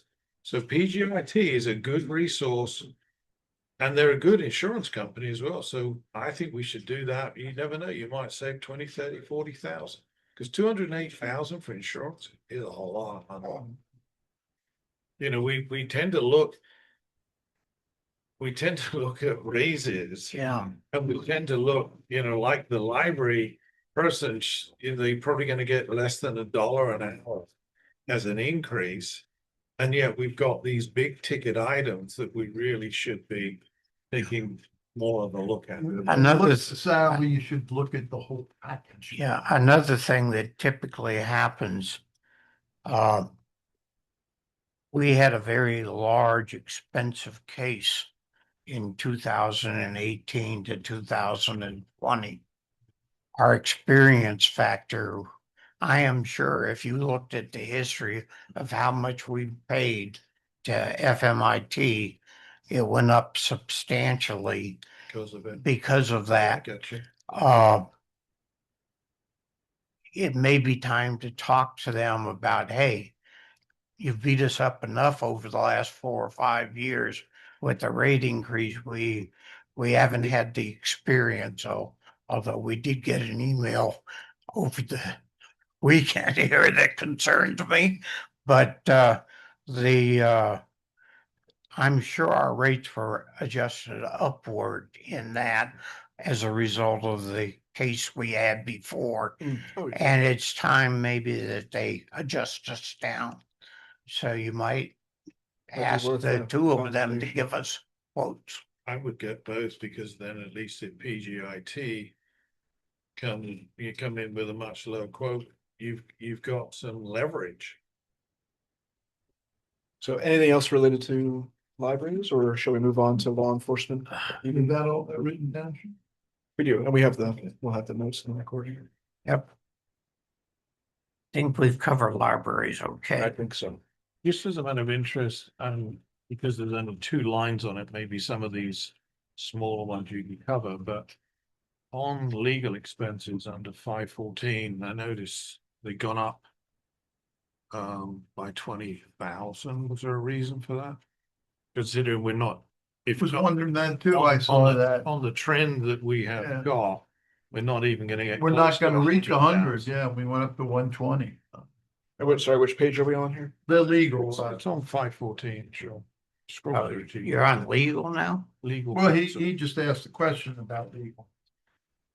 What I was saying, David, is that a lot of these ones where they've literally got a couple of lines on them, we could probably kick through some of those. We already did it with the town engineer Yeah. and the town planner. I was gonna suggest we do it on the other physical environment cemetery, Yeah. which is right in front. And that's It's only got like 3 or 4 Yeah, lines yeah. on it.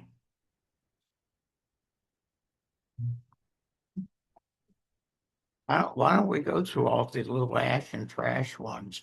Yeah, because I don't want to really do the PD one until I've looked through the Excel spreadsheet of the expenses. Okay. Here, when did that come up? When? Yeah. Why, are you expecting a big increase in legal fees? What was the thought process with the? Isn't that the maximum that they say they'll charge the town? Oh, he's When doing they- 10,000 a month. Mm, Oh, they gave us a maximum? Great Robinson. Yeah. Yeah. They did. They gave us a cap at the end Yeah. there. Yeah, but They would not charge Hey, us listen. more than 10,000. Yeah, but if we're not even, that's gonna be 100 this year, Well, this year might go up. We haven't received, I guess, the latest invoices from them. Oh, Yeah. so how many Well, months hang do on, we have? these are on here for the 8 months, which is, Well, and pass-through charges aren't aren't April. under that either. So the pass-through charges for, But they shouldn't be in there Development. anyway. well, I know, but when you're talking about they're only gonna charge us $10,000 a month, we have months with $25,000. Yeah, but if it's pass through, it doesn't matter. We're only looking at what the cost of the town is. So So I don't think, Well, I you don't don't think need to Mr. tell me Ojeda is because I encouraging them to understand. charge us up to 120. Oh, yeah, I think yeah. he's just being conservative No, I as don't- possible. Mm. Allow I us to think we should expenditures. I think we should put, in all the expenses, we should put in the figure that we anticipate it be. You'd be surprised when you come to the end of it, what the difference in the budget is gonna be. Because at the moment, you've got it to a point whereby with the 800,000 from 2 lines in revenues, you've got a balanced budget with an amount of going through to the following year of $34,000. That's got to tell you something. Tells me something. That's why I want to look at it.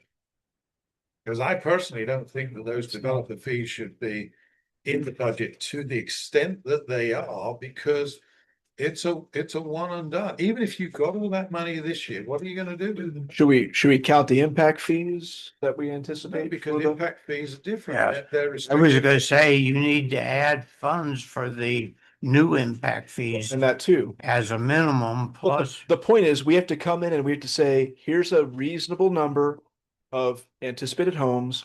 Here's the amount of per Mm. impact fee. This is our estimated, but that's the whole point of a budget, is this is what we estimate.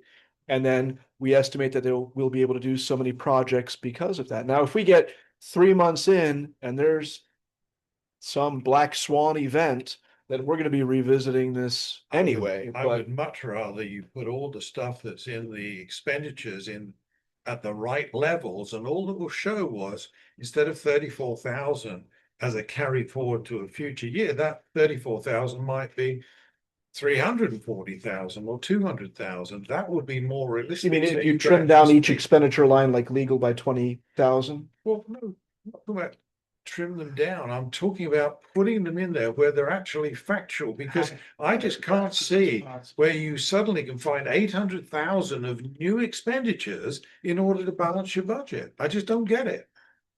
And I've been doing this like that, not as long as David, because he's 100 years old, but I've been doing this for a long time. And this isn't, Well, we this is can, just something, but once we I've we had can chance to sharpen the look at it- pencil and make it a little less buffer on the expenditure lines. See, I don't like the fact that we got 2 finger piers in the general fund.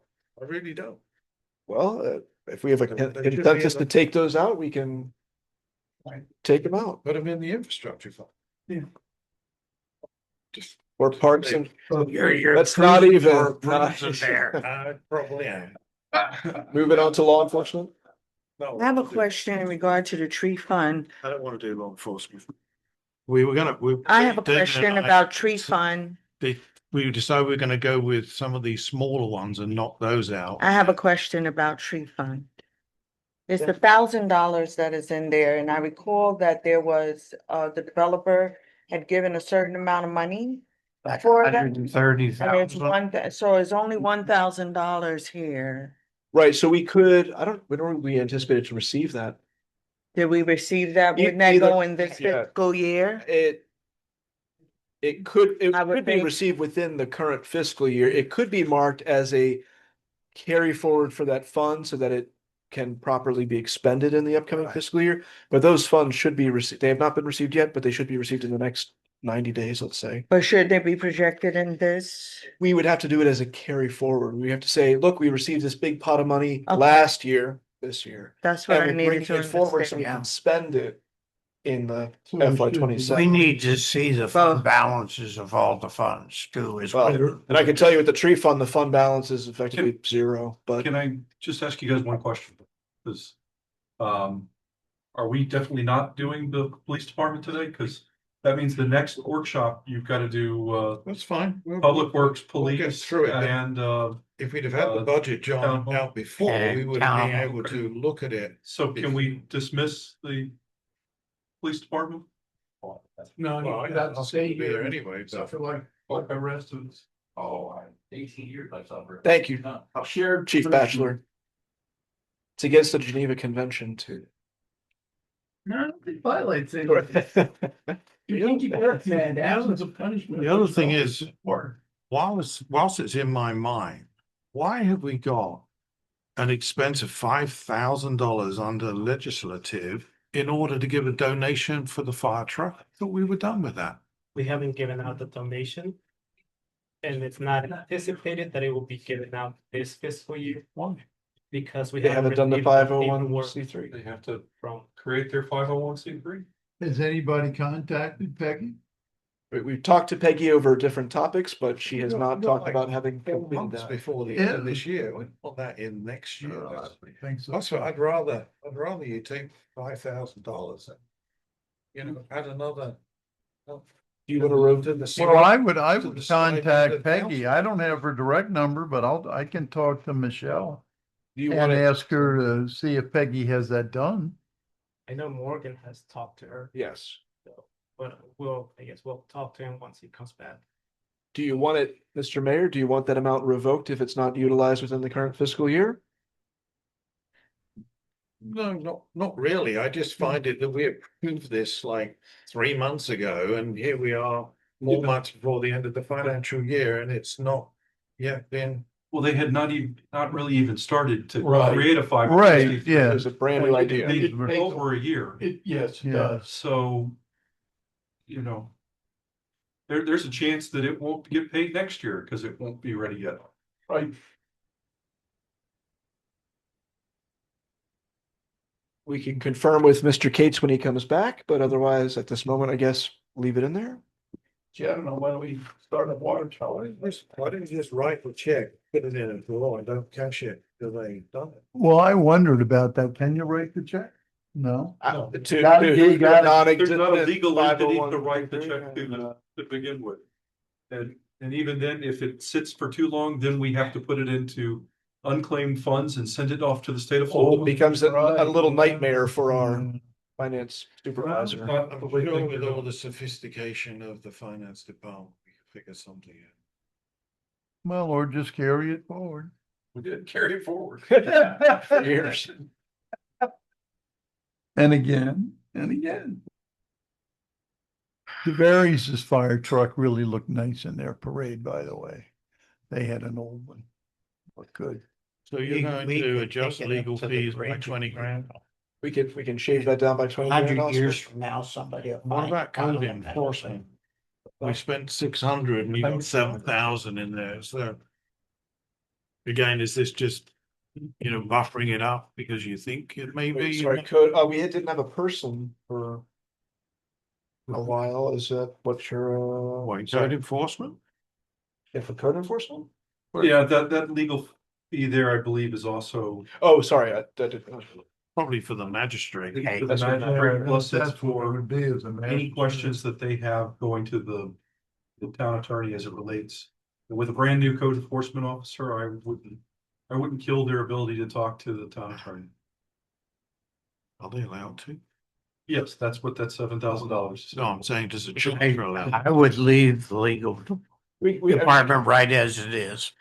Oh, no, I If still we want to shave get, it I down to still, five, I still but- want to get rid of the 20,000, David, because at the end of the day, otherwise you just encourage it to, Well, they're going to look at this budget and see how much they got. just don't tell them what the budgeted amount is. It's posted online. They'll probably ask you, how much have we got to charge you this year? 61,000, but So the he company, said they're a couple months behind on the billing. That's probably only 6 Well, months they shouldn't, of the year. they shouldn't be because this 8-month figure is for May. So at least have the And May we're, bill. and we're already in July, so we can only be at the worst 1 month Yeah. behind.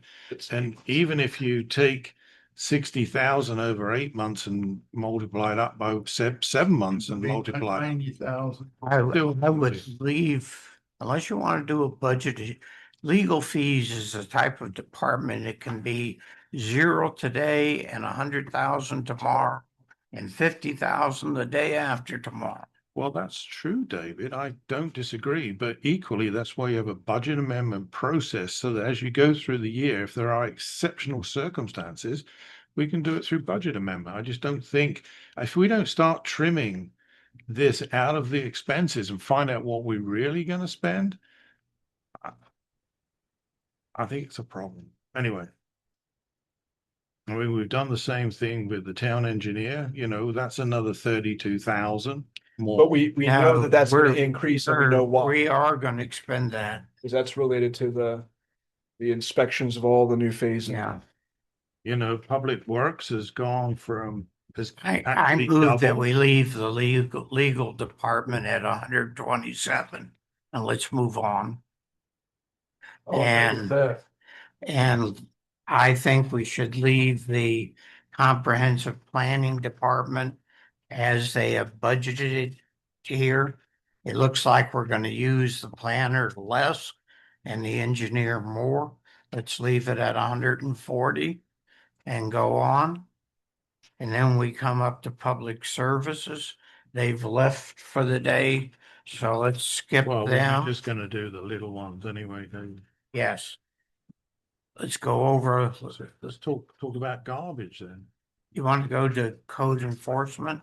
Skip the next couple. 529, code enforcement at the top of page 7. Um, I mean, we just, I not mean- really too much change. yeah, I would just leave it as it is at the. Yes, there's not, Yeah, there's nothing there. Okay, then we have sanitation. Okay. I think that you may have this a little bit low. And the revenue may be a little bit low too. You're only going up about $36,000, 36,000. What was that based on? Because we've got a lot of houses that are going to start coming on board during the year. That is based on a 4.4% increase current rate and adding 60 new houses. How many? 60. Well, it's, We're we expecting plan 120, but there'll be one new home on day 1 and 120 homes on Right. day. So we average the difference to calculate a year's worth of revenue. So why did you use the same formula for the revenues and the expenses then? Did we not use the same? The town has always made a profit on its the Right. sanitation. That's why he moved it into the general fund. It used to be in Well, we're not supposed to make a profit, but the way I'm looking at it this way, Well, it just, I don't, hang on, John, hang on, let me finish. By the 5.4% on expenses, sorry, the 10% on expenses and 5.4 on revenue, I work it out. The profit is going to be 35, nearly 36,000. I just don't think it's reasonable, but I don't understand why we have a different percentage increase for revenues and a different increase on expenses. That's why I want to look at these things so that I can go through them and figure out why. But that was one that I picked out. And I think the point that Mr. Brock was going to make is that when we talk about profit, this is not a hands-off thing where we just don't do any work and we get a check. Garbage is a massive investment of time. But from staff. nonetheless, it doesn't make sense that you're gonna use 10% on your revenue side and 4.4 Well, on it's your. 10% on the expenses. On and whatever, 5% doesn't make on sense that revenue. you're using the, But to the other thing is, which I also don't agree with, is that the people that are here are getting paid anyway. So at the end of the day, by increasing the amount that you've got going out to the taxpayer, they're already paying for the people who are in the budget to be doing the job. You don't need to add though, just because they have to make 20 phone calls in a day to get somebody's thing to be picked up. I get they're working it, but they're getting paid for it, and that's already in the budget. It's a matter of perspective, because if it takes up a certain percentage of a certain number of people's And time, it goes on the same. that's a threshold that pushes it into requiring more people or more Well, we've effort. already talked about the necessity to have another person. That is part and parcel of it. I grant you that. But it's just the disparity between. Right? That's where the funding for the people come from. What funding? To pay the people, let's say at the front desk, to answer the phone about the trash cans comes from the revenue generated by the town. The trash can. about how many phone calls did you say there are a month? They're projecting about a $21,000 difference between the revenue and the expenditure here, 408 versus 389. So that would be somebody's almost half their time spent on the phone? Is there that Well, much phone? The building, Question is we being perform the hired. building function for water utilities and Right. garbage Right. in-house. So there is a person that does that. And we deal with the customer service element. And they do other things beside that. I don't think there's an unreasonable difference. The thing I was questioning is whether or not we would have more growth than what was projected here. But they explain probably 120 houses is probably not too far off during this coming fiscal year. Then the year after, it's going to be much greater. Yes. And I just need to understand that if we're hiring a person that is just going to do the job of answering the phone and taking care of what needs to be taken care of, why are we micromanaging about how many phone calls they are going to answer or how many times they're going to be on the phone? This is a part of their duty. This is a part of their job. On one day, they may only answer 6 calls, while on another day, it could be 20 calls and some other things that they need to do. So I'm just trying to Yeah, understand nobody- while we're being stuck in the whole, like what we need, is it that this position is needed to fulfill what the duties of the front? Yeah, nobody's micromanaging anything. The question is why those two revenues and expenditures are different. That's not micromanaging anything. well, there is Well, what I We- think we about the do micromanaging is charge getting stuck on phone. administrative costs. In addition to doing the billing function, we also handle the customer service complaints that come in from that. And so there's work to be done there. I don't have a problem with us being $21,000 apart, with the revenue being higher than the expenditure. I'm just questioning, have we raised both of them enough? And that's And what he we can. Why And he don't you gave me raise an them the answer same? They're that not raised seems the same, logical. David. That's what my question is. They're not raised the same. They raised the revenues by 5.4%, but they raised the expenditure by 10. That's all I'm asking. It's quite simple. And if you take the 10 back to 5.4, it makes to take your 21,000 to 36,000. That's all I'm saying. So- That is unreasonable, because that's actually a complete new person. So are you saying that we should raise the The revenue, to Vision. match? Well, and Oscar, is this an error that we just need to fix, or is this something that's being missed? For expenditure, it should be 4.1. Okay, Okay, so Oscar, Yeah. Oscar will go ahead and review this. And that's different. There's Yeah. two questions being brought up. One is a math question. Oscar will double check that. The other is a philosophical question. And I'll tell you what, if the town council wants to give up $20,000 in revenue and pass the customer service element of sanitation on to someone else, that we're not sitting here in council meetings and having the attorney, paying the attorney to listen to excuses from GFL and all the related time. no, and no, effort no, costs but related to everything, But everything's Graham, fine. Understand the what thing he's is, that's saying. not what Graham brought up. Graham brought up why there's a difference. That's all. It has nothing to do Wait, with there's- this other stuff. Two elements. He has a higher percentage on the expenditure than the revenue, and that's because they're not computed the same way.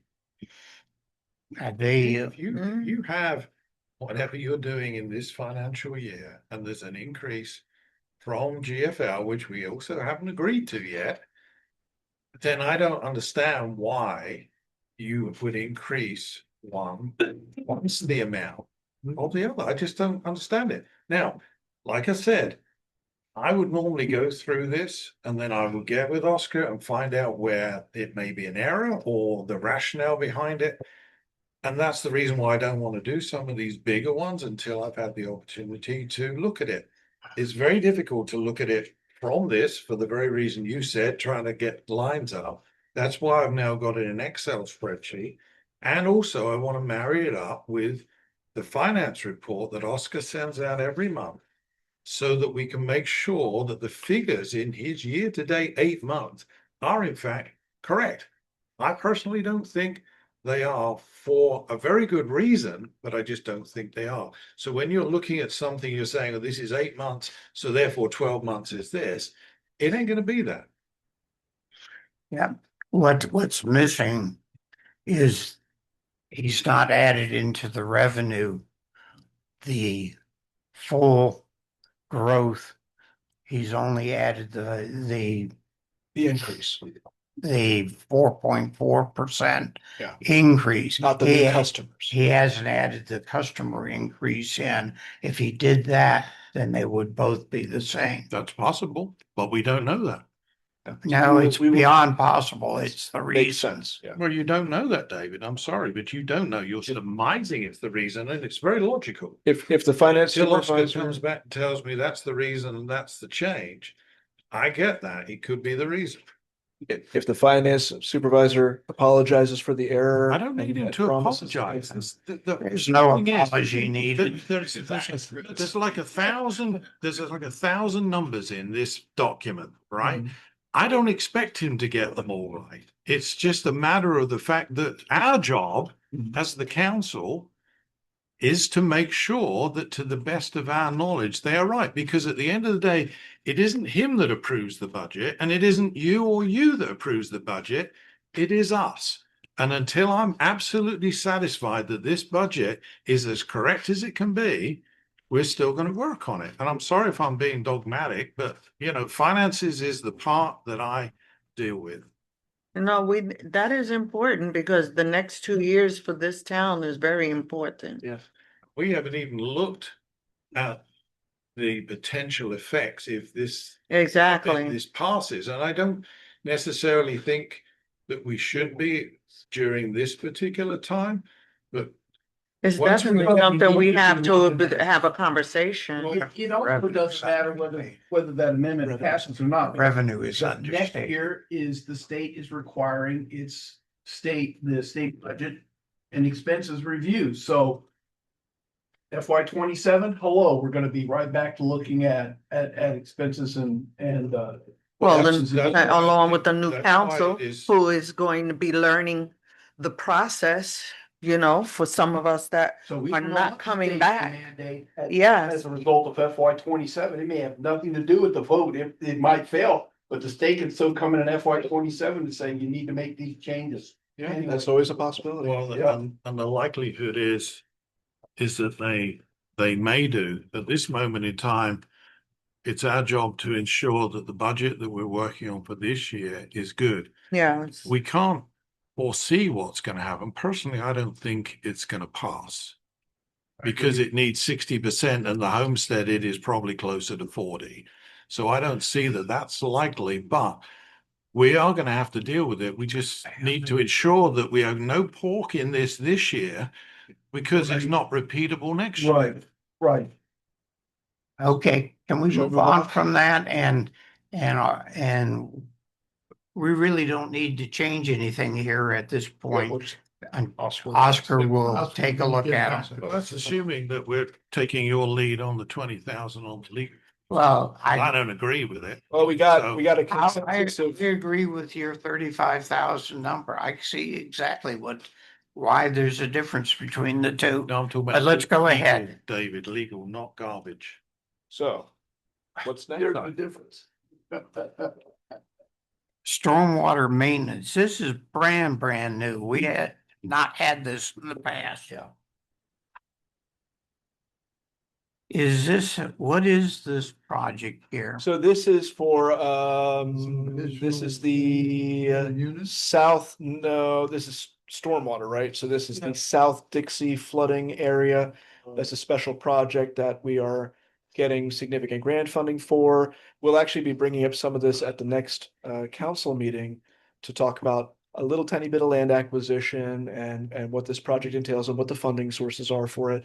But it's not going to come to We fruition. have a flooding problem along. So he talked about it one time, right in South Dixie, there's a spot that floods and It's not terrible, but it's not great. It's really the only spot in town currently that has any real flooding of any significance. But a heavy storm, you get a couple inches and it's noticeable on South Dixie. But we'll be bringing this up in particular at the next meeting, but revenues and cost are practically speaking going to be tied to next fiscal year. So that's why that's in So there. is the revenue in this budget? Revenue is going to be in here. So not 100%. Oscar maybe can Where remember is it? better than I can, but The it's only is it 70. vote that I got from Morgan for grants was 44,000. So I don't know if there's another one that he didn't Well, send me. Well, we'll That- confirm Is that in the budget? that's- Yeah. What's the line item for that? for the revenues. Yeah. What revenue are we expecting to get? A grant? he just said a grant for 44,000 is all he's For received. sure. So I think there's more than the 44 would be about a 25%. I feel like there's maybe a 25 and a 75 maybe to cover the full thing if I know Morgan and the work he's been doing on these grants. So now that may not yet be added into the budget on the 75% grant. But like I said, this is due to come up at this upcoming council meeting as a discussion item. Code. We will clarify. If expenditures if there are revenues. grants, they should be in the revenue thing also. The that's rest what Oscar's checking now. Yeah, but I don't think even 44,000. I didn't see it. Yeah, I didn't think. Well, we will double check that one particular item. And if there are grants, should this not be in the infrastructure fund or in the stormwater fund instead of the general fund? Not if it's grant related, no, because they're already restricted funds. And you don't want it in infrastructure, Yeah. that take money from roads. Well, I know. But shouldn't I'm it just be, pulling your leg. Danny? I know you are. And I know that he was earlier, and I'm trying to ignore the fact that you don't understand that basic things like water and roads should be number one on our priority list. I think if there were no grant revenues to come for this and it was a single thing, I would certainly take it out of the roads out of infrastructure and put this into infrastructure. I would definitely do that. But if it's But- grant related, it's going to have to stay in the If general. it's a fund. wash, anyway. But we will confirm this at this upcoming Monday meeting, one way or the other, and we'll make sure the budget reflects all the details. Not of in that. there. I forgot that I got Didn't that think after. Well, there you go, Mayor. That's an extra $160,000 of Well, carry it's forward saying it's only balance. got 44. Yeah, the paperwork that I got said 44, but I'll get with Morgan to see. if I there's think more. there's another 120, which would be When's Morgan back next week? I forget which day, but he'll be back. Tuesday next week. There you go. Okay. Yeah. Okay, Going into the cemetery fund cemetery. or the cemetery department summary. 530. I have a question about the smallest line of 1,100. What software are we, are the dead people, do they have? Black Mountain Software, there's a cemetery Oh, module. that's right, yeah. We use it for doing what? Keeping track of the, It's like the plot. database for the plot sales. It's really important. I can tell Yeah. you. It really is, yes. It's, Okay. it's part of our suite of software that we have. But it's, So you're happy with the total expenditures in that? yes. It's only $2,600. We've already done the library. And I assume then that Now we have Parks and Rec coming up as the next one. what is other contractual services cover on that? That covers tree trimming. Oh, I think it's separated further down, isn't it? where are you looking at other contractual services? In parks and recreation. Times in the general fund to.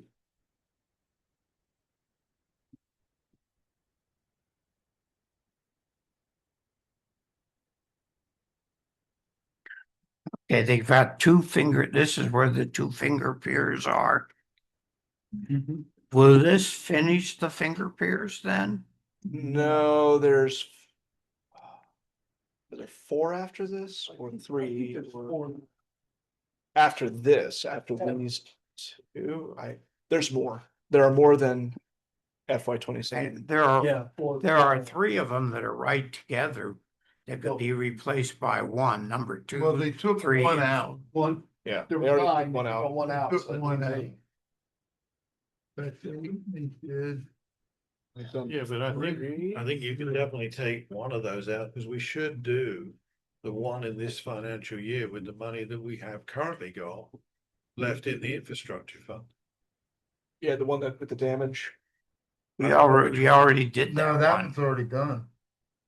That was the one that we did on the other side of the main pier. That was the one that road money. That's right. We took money from our roads to do we keep do moving. it from a got to have to do a nice to have. Well, Anything else? that would definitely take 30,000 out of that. If we do that in this financial year, then you don't need to have 2 finger piers. I don't personally like the idea of finger piers being in there. I think it's Reduce it to 1, reduce it to something. Well, to something else. the one's concrete, so isn't that the one Morgan said could go for a little while? Yeah, it's the last one on the list. Yeah, one of them is getting really bad. No, I'm saying we have the money to do one right now, and then put one in the budget. I just prefer not to see it in the general Josh? fund. You know, Finger piers. yeah, Come on up, please. I was gonna say, oh, maybe in the morning. Our afternoon thunder. So we're talking about Parks and Recs. You're good. So, here's their, here, I'll bring this up to you. So the question is about finger piers, how many more? I actually saw a person on one of our finger piers for the first time. Oh, I see one there all the time. They've rebuilt 3 so far, Right, and they have the 3 with the sidewalks to them, so they're ADA accessible. All 3 of Okay. the new ones. The discussion has been to remove the concrete one completely because rebuilding it doesn't make sense. And if you look, those 3, I believe it's 2, 3, and 4. I believe 3 is Yes. concrete. They're super close to each other. So we've talked about just removing that one. Yep, take it out. So we would go one less. We literally started with 9. We're at 8. This would make it 7. We're actually going to discuss at the next meeting. I asked Brianna to put on there the damage to Pier 2 to see what the extent is. When we had last looked, I believe it was 4 was the worst. I'd have to double check my notes, but I believe 4 was the worst one. That was next on our plan. And the second worst, 1 and 2 did not seem bad. So we were trying to delay those a little bit further. But now that the damage with 2 is there, depending on what the extent is. Is that the one with the caution tape? Yes, that's the caution tape one. That one's to the left of the concrete one. We Um, need to do 2, 3, and 4. They're right next to each other. Well, 3 is the one we want to remove, just get rid of. Yeah. And replace it. Yeah. The idea And was to tear try the and do down. 1 and 2 were in pretty good condition until the damage. The idea was to push them off. We could probably get at least a year or 2, I mean, maybe even 5 years, depending on what's going on out of those 2, because they're relatively decent. But the goal is to do the 2 that are bad. Like if you go down there, I'm not a small dude. I would not walk out on 2 of those. I wouldn't walk on the concrete one. I've done that and it like kind of does this, but there's 2 piers that I'm not sure I'd put anybody on. Those 2 are very bad, and those were the 2 that were kind of next on tap. What I'm doing is questioning the need to have that many in the first place. Understood. And that's why we- we're talking about removing another one. And we could revisit possibly removing even another one and going down to 6. What we talked about was 3 coming out, just it doesn't make sense. With the concrete, just get rid of it. It would cost so much to rebuild a concrete one that it would just be better to get it out of there. And that would space them out. The plus, I've gone down on weekends and I've seen at least 4 of them busy. And I'm not saying You've seen. they get used. They do get used. My son was in town for a visit and he was like, yeah, I walked on all of them. And he said, minus the ones that were sketchy. But yeah, they get out in there and they definitely get used. People fish from them. And there's some people that are regulars. They come down Yeah. regularly and fish. Yeah, Morgan and I discussed trying to get at least, if let's say we end up with 7. The goal was to try and get at least 4 that were handicap accessible. That way we had more than 50% handicap accessible. I don't think there's just some that it's not feasible to run concrete without having to do concrete, a bridge over a swale. And I'm like, it just doesn't make sense. Take the ones that have the most direct route, try to spread it out. And that's what they've been doing.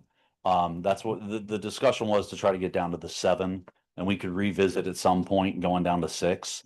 But it is the vast majority are on that side of the boat dock as well.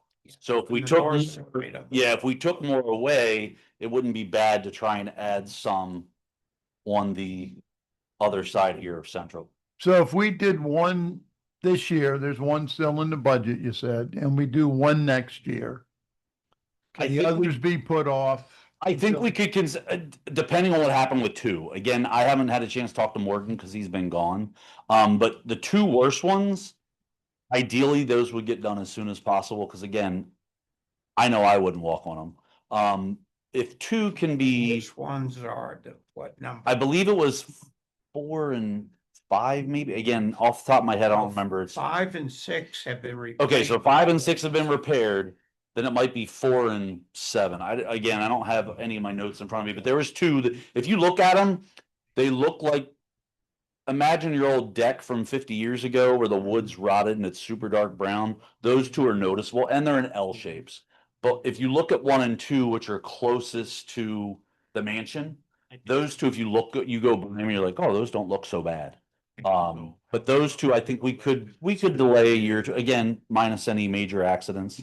But if 2 is severe enough to replace, then I would think that we could possibly, the damage to it, we could replace 2, replace maybe the other bad one, and possibly just tear out 3 and 4. If we're looking at that, that could be an option. I really think you ought to consolidate 2, 3, and 4 into one pier where you located amongst. Which we could do that, and I think at that point, Replace number Yep. 1, which is in probably the Decent. best shape Yep. of the old ones. absolutely. Replace number 7. Mhm. And put a second one on the south side of the main pier. Right, and that could be down the road, but in 2, 3, and 4, in my It's a opinion, total of 4 new Right. ones. if we took 2, 3, and 4 out completely, then I would think we put it back in 3, because the one thing Morgan mentioned If you move the pier from its spot, there's different permits. So that was the one thing is like if you just pull it, no big deal. But if you take, let's say you pulled 2, 3, and 4 and you moved up or built a new pier outside of the footprint of 2, 3, or 4, where they currently are, then they have to go to Lake County Water Authority, St. John's, and there's a lot more. So I think we need to have one of those three replaced.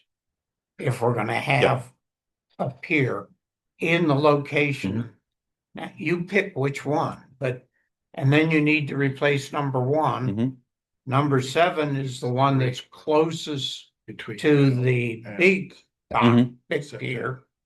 And then there's only one on the other side of the big pier on the south side, which is the one we just did. Right. If you wanted to put a second one down there, it would make I don't sense. think it would be a bad idea. And again, that could be 3, 4, 5, 10 years down the road. But I do think it could be logical, and I can bring this up with Morgan next week of, hey, what about getting rid of 2, 3, and 4 and putting one in there? But then you'd be looking at replacing 3, you'd be done all of them, and then you'd be adding one whenever you add it. When you talk to Morgan, would you ask him to bring his street replacement grid again up to us? I can do that, Thank you. not a problem. I think I might have it, David, if you need it. Thank you. I do. Oh, I've got a copy. I have. Okay, with you then. Get you that thing is because I think we have the potential with what we have to do what with the remainder of the infrastructure money coming in through this year to do the remaining 2 up to the end of September, which means we don't have to open the budget for next year. And then David gets the whole next year's budget for his roads. It's a win-win And then we'd have to come back the following year to do the 4th, and then you're done. if necessary. Then you're done for a while. Anything else with parks and recreation?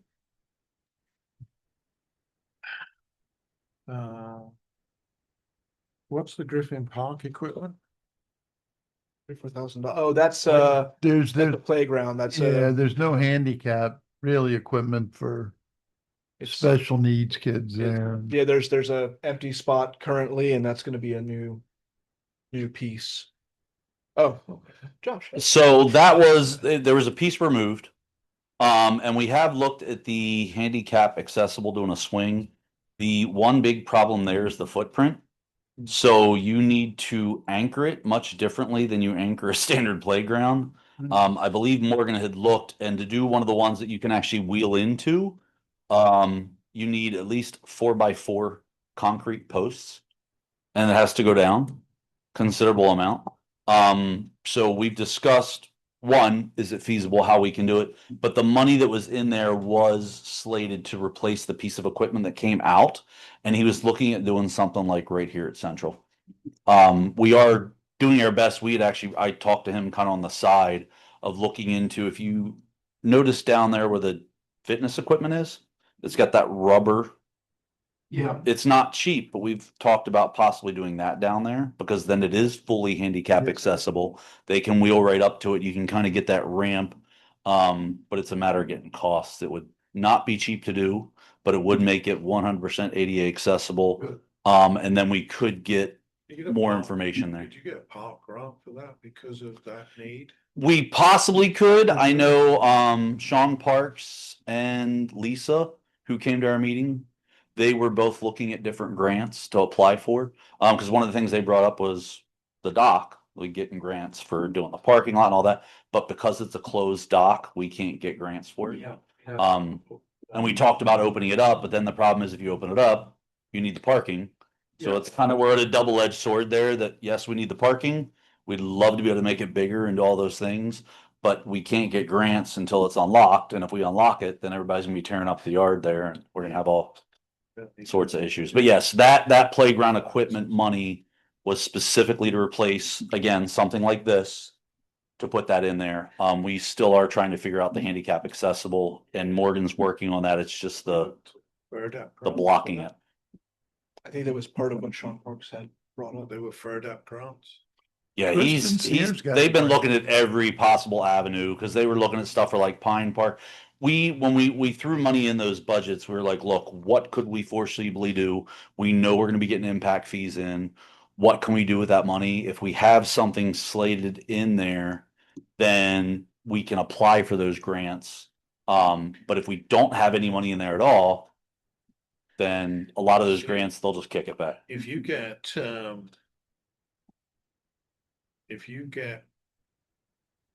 Parks and Recreation impact fees, I'm pretty sure you could use those impact fees to do that rubberized thing on there Mhm. because it's not a repair, An expansion. it's a complete Right. expansion Yep. on that. If we're 200,000 in the hole for, Understand that, but we're also gonna get quite a lot of others, so it's just it's meant for spitballing. this year. Yeah, that I just brought that up to Morgan probably not even a month ago because we were looking at like what options we had. And we know that those ramps that go up there, they're technically by ADA accessible, which is great. But I don't know about you, but I'm not going to wheel somebody in a wheelchair. Sure, the ramp, no problem. As soon as you hit the mulch, hopefully you enjoy your face plant because that's probably what's going to happen. But yeah, this is still in the very beginning stages on that rubberized portion. Kristen Sears To said, make a suggestion on, it says $20,000 in this cost center for tree removal and park repairs specifically after storms. If we're taking trees out, should we not be replacing them? Could we move this 20,000 to the tree fund as an potential That's for expenditure? Damage caused by storms. So if a tree falls down, that's where the money. yeah, it's cleanup. It's also You could buy a for, new tree with the, like, we had to cut down virtually all the Norfolk pines in the right of ways. And we've had to cut other trees down. We have a lot of laurel oaks that have a short lifetime. But what I'm suggesting is that tree removal expenses be put in the same fund with the tree fund so that we not only remove them, but we then use money to replace them somewhere. so that Oscar and I will look into whether that's an eligible use for the tree fund, because if it is, I thought Great. said that had truth on. Hey, Josh, Kristen Sears did the original grant, at least the most recent one for Mhm. Griffin Park. You might want to ask her if you see her. I don't know where she got it or Okay. whatever, but it paid for the whole park. I think. Yeah, no, again, I know that was the plus to Sean Parks and Lisa coming. Yeah. Was that they were going to do all the legwork for us, and it kind of minimized what Brianna and Morgan had to, spend their time on. But yeah, if I run into her, I'll definitely Yeah, ask. might want to ask her. But we're gonna have 130,000 in the tree fund. And I have a question. we should have some appropriate uses for We it. have 130,000 in the tree front. well, we will. We will, Lake Hills. and that's just for phase one of the Lake Correct. Hills. You agreed to that when they brought that up. You remember because they took a tree out of two trees out of the yard and they're It was gonna the pay for tree one. mitigation. Yes. Yes. Yes, And that's going into the tree fund. Correct. To spend that money on trees. Correct. I have a question and a comment. So I'm looking at in our Parks and Recreation, and I'm seeing everything except Pine Park. Is there any plan for Pine Park? it's in the capital project lines. Not, I was gonna say it is Right. capital, but it's still delayed just because obviously money. and this is general fund. Anyway, Right. Pine Park would be in the. I think we had it 28 or 29. It's in the Obviously, Public coming Impact soon Fee is Fund, not. which is in the deficit position by 200,000 right now. So that's why it's not in the upcoming year, but maybe the year after next would be appropriate. So Where is it in the? 2020, I thought that we I talked believe it about was- 2027, 28. I think we had 28. I don't know if it's in 27. I think we had put 20. We might have put a little bit in there. Mhm. We might have done enough to just do like a parking lot or something. Realistically, we had the concept plan, which looked awesome. obviously we had money, we'd do it tomorrow. Because we need parks down that way. Yeah. And I know Morgan had talked about working with the Venezia HOA to try and do a path so they could walk to it. But really it just comes down to the funding and stuff like having to pull equipment out of Griffin. We're like, the maintenance of the current parks was kind of for Parks and Yeah, Rec no, point we was, need equipment Right. because the concept doesn't Right. fit Yeah. anything that's in Griffin. Okay, Right. all right, thank you. But yeah, Just so, wanted to so make sure. for the Parks and Rec Impact Fee Fund, the whole $193,200 that we're anticipated to receive is all going to offset the deficit with still some. Which should bring it pretty left over. close to a zero deficit. Well, right, once we redo the Well, we're numbers. just gonna see what the new impact fee fund is per resident. So by we could- year after next, we should start seeing positive balances going into that fund. Okay. Next person that you proposed. In other words, we're still paying for mod, what do you? Terra Mod. Terra Mod. What we did the year before, I tell no, you, last year, it gets a last ton of year, use. 2 years. Oh, it does. Oh, I have people, I've seen people on Facebook say they come from, you know, as far as Webster, Wearsdale, you know, down in Hillsborough County to We're kind of walk on it. So 193,000. I think it was money well spent. And for that reason is, Lake County. What do you say, Mark? John? and for that reason, I think of talking about developing our waterfront. Everyone else has done quite a job on developing their waterfront, which draw tourism and others, as Get out of the. Josh spoke of, people come from near and far. You know, you're gonna, one concern about renovating the waterfront. You're gonna get a lot of pushback from the people that live along Lake Shore. Cause they like it the way it is. But there are a couple spots. Yeah, I that would was not going to say, affect not you. the whole thing. Well, I'm yeah, you can't definitely have it not too much thinking of because that. you will, you'll just hear it constantly, but there are sections, I Yeah. think, where it can be. I think closer to the south end, if I'm Yeah, correct, South end. that is where you can do some things within reason. Yeah. Well, I just wanted to call. Oh, no, Oh, no, I that- know that how I one- would feel if I lived done way there. Back and they Yeah. did fly. Yeah, it's also, we have to look at it from the viewpoint, there's not enough land, so what do you? do when Correct. You don't have enough land. Correct. You begin to look at piers, Hmm. items like that. Stationary All items. That's gonna Mhm. take some time. But I think with Sermon, we get our trails hooked up with the county trails. You know, we've all heard the pitch from Mr. Quigley on that little A4 off, and I would agree with that. And then if we have something like that where people will get in their boats, come down here, hence why it'd be a good place to have them tie up their boats, maybe the finger piers, who knows? Where they can come down with their boats, walk around, spend money and leave. That'll be very good. But it took folks, let's realize, it took Tavares almost 20 years to get their lakefront built up and Mount Dora even longer. So this is gonna be a generational idea. But if we get it in our plans so that the church realize. Bless this you. is something we're working for. Hmm. And I think that's why it comes into a commercial idea, but it's also a quality of life issue. So the people who are living in the town can say, well, let's go down to the lakefront as opposed to, oh, let's get in our car and drive to Mount Dora. Yeah, No. Come on down to your lakefront. and agreed. Enjoy the time there. All right. Are we now done with 572? Sure. Thank you, sir. No problem. Yes, so. Thank you, Josh. Did you cut that to one pier? And you're gonna do the other one out of the infrastructure fund using up money there? Yeah, pretty much. I heard that off at the, I know you were trying to say. it off. You hear that and you don't hear other things. Yeah. Because I knew it was up.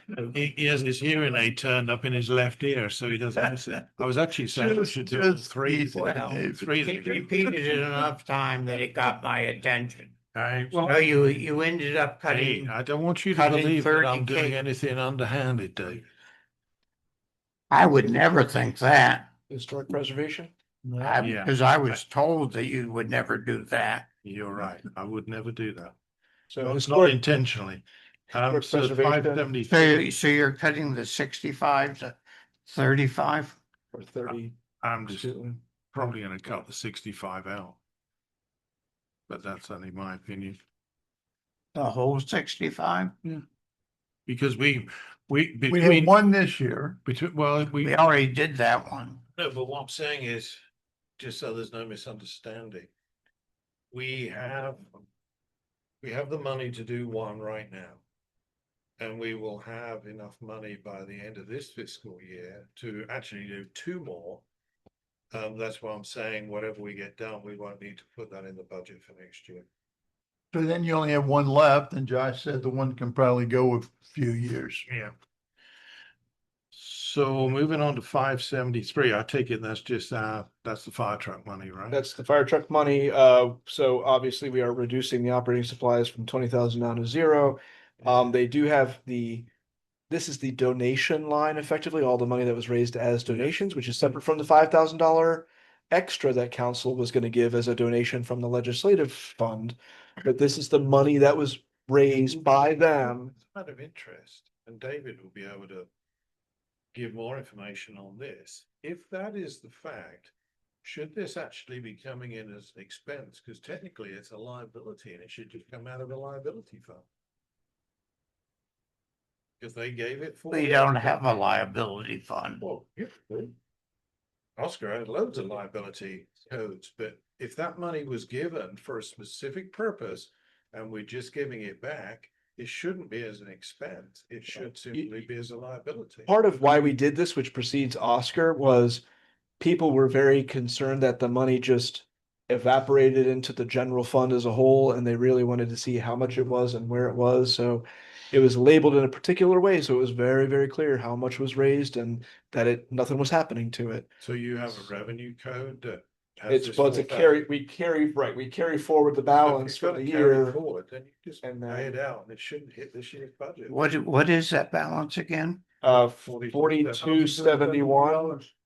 Now, we did spend a little bit of towing money in that. Well, I see there's $172. That was the last tow. Spent. Have we put any interest into it? Since we've had the 4271 for 3 years? But I'll tell you what, Never Councilman, gained any interest we- with it. we covered a couple of the tows Yeah, on the, out of the $20,000 pot that we had in previous years.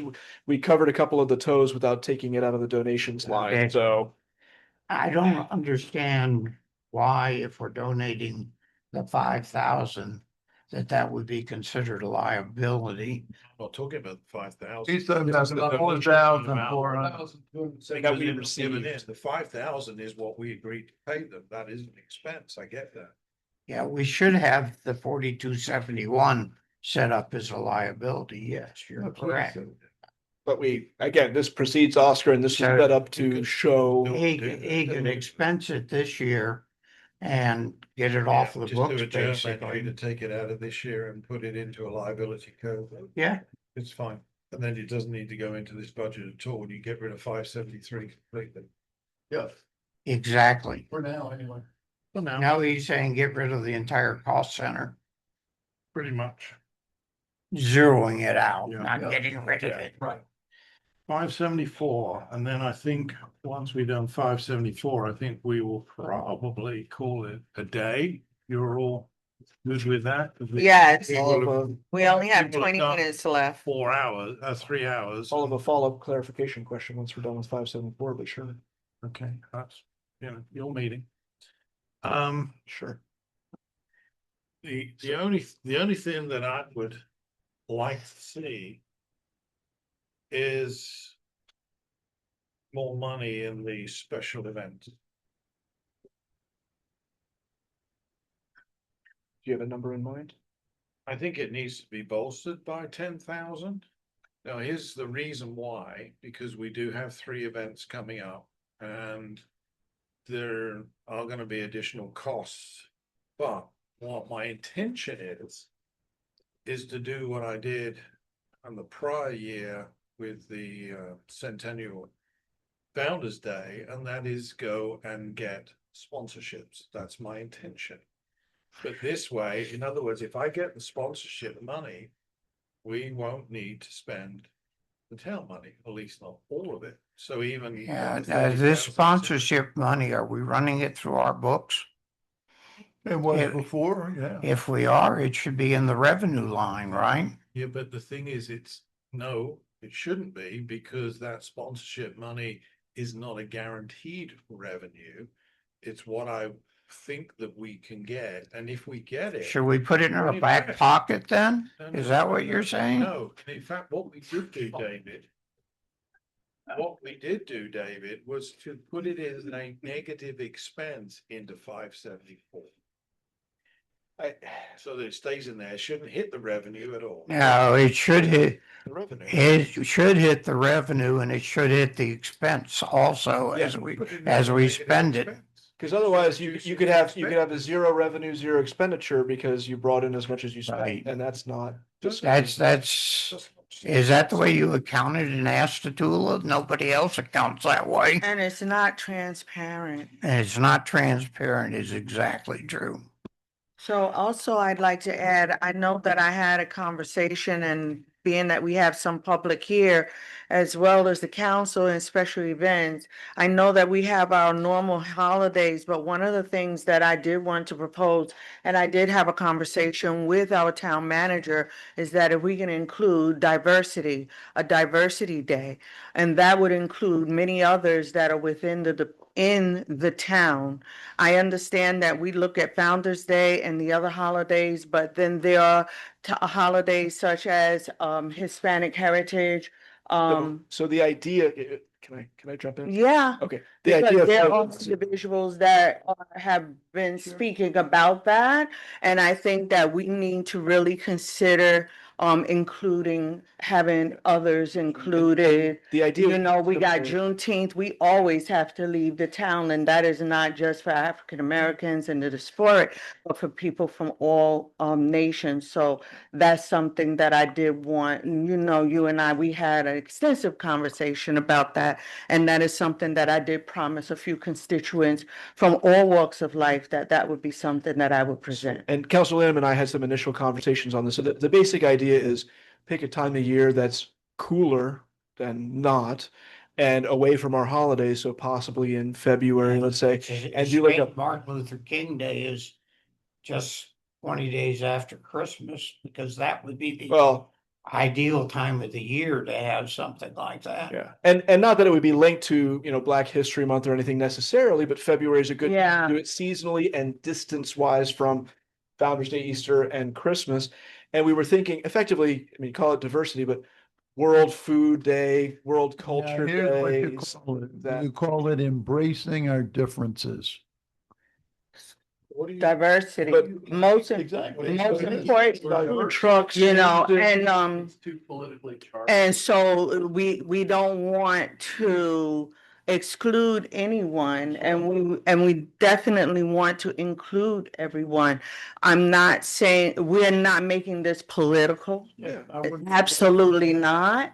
But it is important that this town of Howey grows with a larger way of thinking other than the Christmas and the Founder's Day. And other And then we communities- chose February because we thought that February would be so perfect, to Councilor Miles speaking about Martin Luther King Day, as well as Juneteenth, which is every June 19th. But it kind of brings in Hispanic, correct? So, that would be, and World Food Day, which would be awesome, because then it would bring, food and music always bring people And that's together. that's really the core And of that's the the key. idea I think we walked away with, because you look at Claremont and they have a Jamaican. Yeah, food. Caribbean, yeah, we have that, that comes up in And September. we don't have enough of a particular group per se to do a particular festival, but let's do all.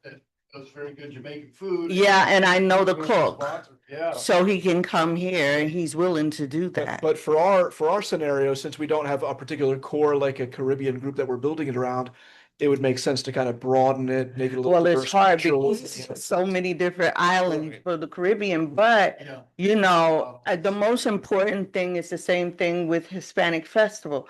You have multiple Latin islands and so forth. So the most important is not separating of having it just for one group of people, but bringing people together. So anyway, the purpose of me bringing this up is because so that we could talk about it in the budget and find some monies. So for to it. that point, if I can tie this together, so the mayor's asking for 10, and I would say maybe at least a $5,000 amount to maybe kickstart the World Food Day, whatever we're gonna call it. Some of us have a very short memory.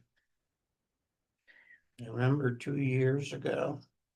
When Are you talking about Oktoberfest a or what? certain town manager got beat up over Oktoberfest. We had a mob of ladies in here that created a stink over that and also over the Christmas tree. And Well- this is a politically charged cost center.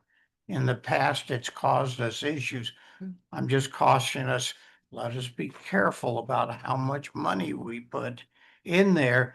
And it's another good reason, if we're gonna have the expenditure there, for us to show the revenue on it. That way people don't get so out of sorts. Well, the way, and I know this is a little aside, but the way you eliminate that, David, is you have the public plan these things. Then you don't have that problem. we had- And I think they would embrace not say world food, but diversity. I mean, I think that's very, very important, and I think the town would embrace something like that. Well, I will say we had a lot of public input and participation from the public in the planning of the Oktoberfest, and that backfired spectacularly, to Councilor Miles's point. So it's not a guarantee, that's for sure. I'm just cautioning us. I like your idea, but if we can show that somebody else is paying for a So good much the better. portion of it, then that's a very good thing to settle down. But I remember the last time this particular area caused a lynch mob to show up. It was also $40,000.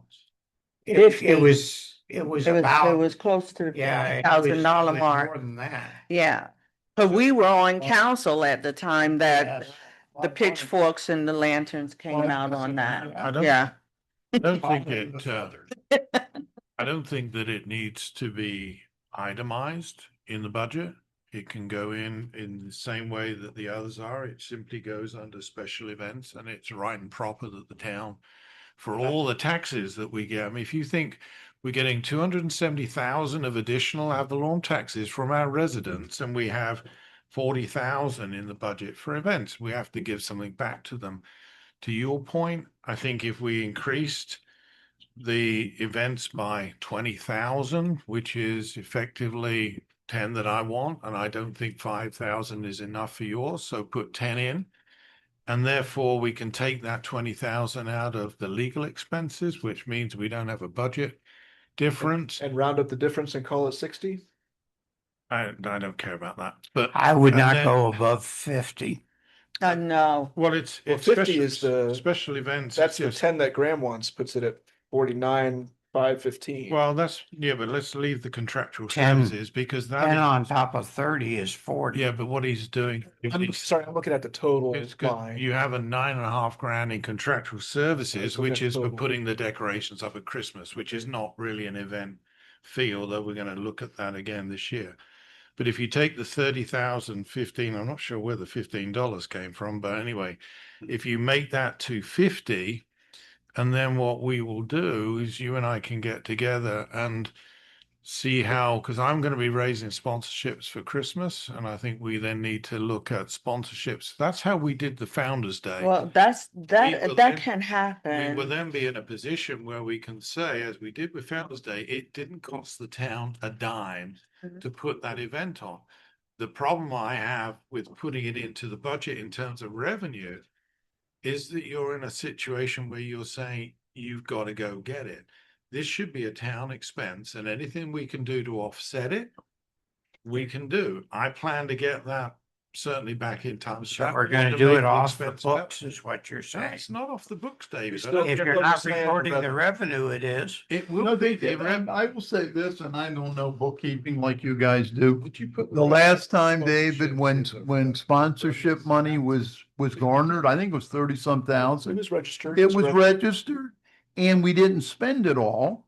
And what was left was registered. I mean, I'll say that it was all Nothing- above board. Yes. it Well, was. what's? In the previous go round where we got a lot of donations. The it- one year they got over 30,000. We did that under the table. No, revenues. I'm saying it was all above. Expenditures are there. It was all correct. Well done. How was it above board if it wasn't put into the? It was, Well, it was done in the It was correct put into the revenue. respective revenues and expenditures. Oh, previously. you're suggesting we do it in the accounting records, but not in the budget records? Is that what Yeah, I'm hearing? because they could, because the sponsorship money is not a guaranteed revenue. And if we get it, it's no different from anything else that's in there. If you put in a budget for 50,000 and you get 80,000, you've just got an extra 30,000. Oscar, what's your feeling? And there's a line item in there for it, so it's gonna be. You shut- comfortable that way? Where's the police chief? Does he have his handcuffs ready? I'm telling you, whatever revenue that comes into the town needs to be in the books. It should be in the budget. It should be Right. in the accounting And records. even It to is the in the mayor's accounting point, records, but if you don't put it in the budget, it's an irrelevance, because if you don't get it, it doesn't matter. but As long as it's Mayor accounted Wells, for when it does come in, which it was and will be, then I don't see what the issue. but if is. you got 30,000 way above in revenues, more than you expected and more than your budgeted amount, you would still have to do a budget amendment to approve the expenditure of that 30,000 for council to say, okay, congratulations on That getting was the 30 case. grand If extra, that was and now the you case. can also spend it. But you just don't have to do a budget amendment. And you have to track take- it separately. To take the extra revenue in if it doesn't get spent. If it gets spent, you do a budget amendment, Okay, easy. so peasy. you're telling me last year we took in roughly 40 grand, but we only recorded 10 of it in the No. town's books. No. Oscar, do you want to explain it? No, we budgeted for 10, we recorded 40. So what he wants to do is not budget any revenue, but budget the expenditure. And then if we get the money. It's gravy. The bonus. Okay, that's so you're putting it in the accounting records, but not in the budget. The expense is going in the budget, just not the revenue, because there's no guarantee on how much that's gonna be. So you're under You're under under budgeting your budgeting your revenues, revenues. which is Pretty much. legitimate, but I mean, It's something you can do, yes, but Yes. it's. Does it pass the smell test is what I'm asking. Well, it does, because I don't see the problem with it, because the council, what they're doing is approving an amount of money in the budget as an expense. That's all we're doing. If we do get the money in, and as we expect to do, then it will come in and it will go into the revenues to offset that. And if we spend more than the 40,000 as a result of that, then we just do a budget amendment. That's Budget not amendment. appropriate. Oscar, is that good government accepted accounting It's principles? not GAAP. It's not generally accepted accounting principle. You don't offset the revenue. Yeah, and you expense. definitely don't. No, I didn't say The that, David. I just said it can go into Well, the not- revenue. Not putting any revenue is fine. All that is saying is that the town can spend whatever amount it budgeted for the expenditures without restricting any of it to how much money it gets in donation. Correct. And then you just carry, if there's any extra left That's over, what you you'll just be carry it, doing. which was, I know that had been done. Yes, because Yeah. donations are restricted to whatever the donor donates them to, so. Cause I remember I had a question about that and I You- found you- it. to make you can- sure it was- You know, from an accounting standpoint, it's like, you don't have to budget the revenue. but and there's a scenario, let's just say, if there was 10,000 in expenditures and 10,000 in revenue, and you didn't get the revenue, are you still allowed to do the expenditures? And to that point, you really shouldn't, because you didn't get the revenue. And I think that's Graham's point is, and Oscar's, you kind of lock it down if you put it in the revenues. Whereas if you just approve the expenditures straight, regardless of revenues, you at least let the thing happen, and anything you get is gravy on gravy. top of that. And it But you wash, track it when it comes in and you tie it to the revenues appropriately. I think we're kind of on the same page in terms of we'll continue to do it the appropriate way as we have been doing it in the past. thank you. So is our total number for this whole budget account 60K total? We're adding 10,000 and 10,000 is what I last So heard. it'll be 59,515. Why is 50. why is there 15? I don't know. That's what I'm saying. You want to round it up to, The numbers don't add up. well, it's right now it's 39. Yes, they do. It's 95. 39,515, and we're saying 10 for 10 more in general and 10 for the new event. That's 20,000 total, which takes us to 59,515. I'm saying, do we want to round it to 60? Because that's an odd number. Let's, Round it down to 59. Yeah, that's what I- that's what I was One saying, round keep it it up up, to this yeah. year. 59,500 as a total for the 59.5, yeah. account. Okay, Mhm. so we're adding 20,000 to that account. And of course, I know I'll be part of working on sponsorships. I have individuals already that may be interested. Great. It's Thank just you, a matter of Councilwoman. having us to discuss that. Okay. I vote no. I just want to put that on the record. You guys do what you want to do. No for the 59.5? Yeah, I'm opposed to going to 59.5. I would go to 49.5, but 59.5 is higher. It's So, like I understand what David, no, I'm understanding what David is saying. And I want to say that I want to change that a little bit and let us stay under the $50,000 mark. Yeah. Because we caught a lot of heat for that. I mean, that was Yes. bad. It was really bad. And It was I think that unfortunate. it was unfortunate and we had a good reason, but no one was listening to the good reason. Exactly. So Because of that, the other casualty was the men's club essentially disbanded Yes. itself. it was a lot of fallout that happened from that. Really, So can we do 49 And 5 basically at that point. for now? Because I'm confident that we're going to get the sponsorships that we're looking for. That doesn't change the expenditure amount unless we I revisit. get it. But that's- yeah, to do it, Understand. you can do a budget amendment at that time. If need, but let's keep the number under the $50,000. 49 and a half. 40. Make it 49. 49.5. How's that discount if it's under? 49.5. Okay, 49.5? thank you. Okay. So are we in agreement to 49.5, Graham? Mm-hmm. He said yes.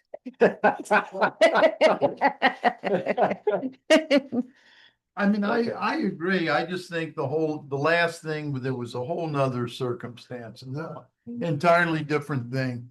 Well, yes, part of it was the purpose for which the men's club was pushing the thing. There was a lot going on at that Yes. time. It was a lot. We have a request for public comment, and I know that this is a workshop. I just want to say one final thing, because I have a quick clarifying question on what staff needs to do. Oh, okay. And then if that's okay, Mr. Mayor. So just a question, because we had some input when we were talking about percentages and salary and what council wanted to see and the sheets and all this kind of thing. But I have a question because a few ideas were thrown out. There wasn't a consensus on anything in particular. And when I'm looking at these notes, we talked about how, 65% of the staff is food bank eligible, 61.5% are below survival, 69% can't fully take advantage of their 457B fund. Do you want us to come back in and actually do local comparables by job title and actually show that chart? It takes time, but we can do it. We've done it in the past. Do you want us to come back in with a salary study? Do you want us to come back in just with this straight percentage? Because I heard a lot of ideas and I didn't hear a consensus on what you want staff to show I you think next time. if it matters, I think, and I was thinking about it through the meeting, honestly, it did not escape my mind. I understand that the circumstances of what's going on in the market and as you know, how, the inflation is eating away at salary, whatever you're getting.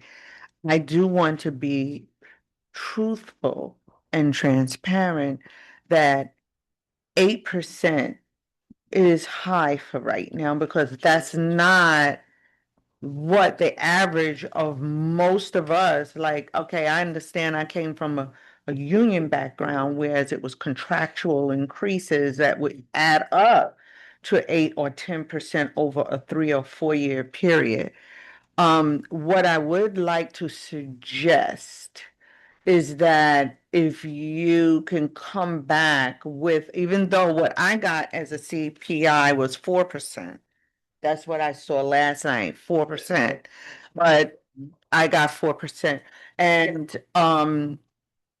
do I think it should be as CPI? I also heard and listened to giving an amount and having the managers to assess who should get what. Because we do want staff, and I personally, I'm going to say, I'm happy with the staff that is here. I'm not a person that believe in starting all over again and having to get new people to come in and pick up from all of the work that we have done over the past few years. But I would like to suggest to come back with a percentage that is lower than the 8%, maybe even lower than 7, Based on what? based on, But if you come back with a percentage that's based on the data that they're going to get, it's going to be higher. it's going to be Because high. based upon their So what I'm current saying- salary, So what I right? don't want to do is to go through No, the process of doing it and then people still saying, I don't want to pay whatever it may be. I think it's also important that whatever we decide to go with goes in here so that we can actually see what the net result is, certainly for the next meeting. Otherwise, it's just going to come up at the next meeting again. I have a figure that I wrote on my sheet where I was comfortable with, partly based on the fact that the newbies will not get a raise, and that the people who've been here 6 months to a year will get 4%, which is CPI. I also, because of the fact that the police got 10% last year, was at 4% on there. And I have a fee figure In for other the, words, 4% for the police officers too. yes, but not He's saying give police 4%. 4%. But in terms of the rest of the staff, I have a different figure on what I think would be sensible at this moment in time is at least to get from each of us a percentage for non-PD staff, allowing for the other ones that I've just talked about, of what you are comfortable with, so that we can come out to hopefully a consensus so that we can move this elephant out of the room, because it's always the sticking point and it's going to affect the rest of the budget by a long shot. So I'll open it up. Who wants to go first? Pick a figure.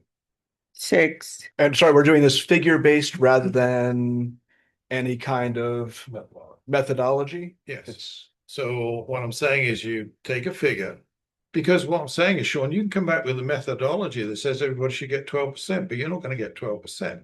So therefore it still comes back to the council of what they are comfortable with, because ultimately that's the figure that's probably going to go into the budget. So I'm just asking so that we can see where we're at. If we're at completely odds with each other, then we'll have to figure out the way to go around it. So you're at 6. I'm at 4% with the police getting 5. It doesn't make sense to me to give the police less when they're our lowest paid people versus other municipalities, and that's where our turnover is. We don't really have much turnover anywhere else. Well, we will do if we don't do it. But you say you don't see why the police should be paid less, but now you've just told the police will be paid more than the staff. So how do you reconcile that? Being paid more than the No, you staff. just said you want to pay the police. No, I'm saying that if you give them 5%, you're going to gradually bring them up So closer. how much are you saying for non-PD? I just told you 4%. So you're prepared to give another higher raise to the Absolutely. PD? Okay, Yes. that's fine. John? Oh, I didn't give my PD number either. No, right? well, Do I need to? if you want to. 5. Okay. I just say something real quick. Well, I don't know. Can I just finish up what we're doing here? I don't hear what Mr. Brock has to say. It's ours. Go for it. All I'm getting at is every year I keep coming up here and you're separating the PD and the rest of the town staff over and over again. And I understand they're different buckets, but you could say the same thing about Public Works, Town Hall, and whatever. At the end of the day, you guys need to come up with whether you want to do cost of living, if you want to do something above cost of living. I understand that. I don't understand right now why you're separating it and talking about what you did last year, because next year you'll come back and say, well, I only did this for this person, so now we got to do this department another way. I'm going to give an example, John. 2 years ago, Lady Lake, their policemen were drastically underpaid. Let me finish. We're underpaid. So they separated out staff from the police and they gave all of their policemen $30,000 raise.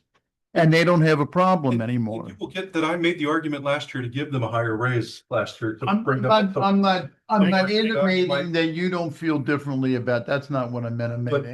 But I'm just telling you, I don't understand why we're doing that now. And I also don't understand, it's just,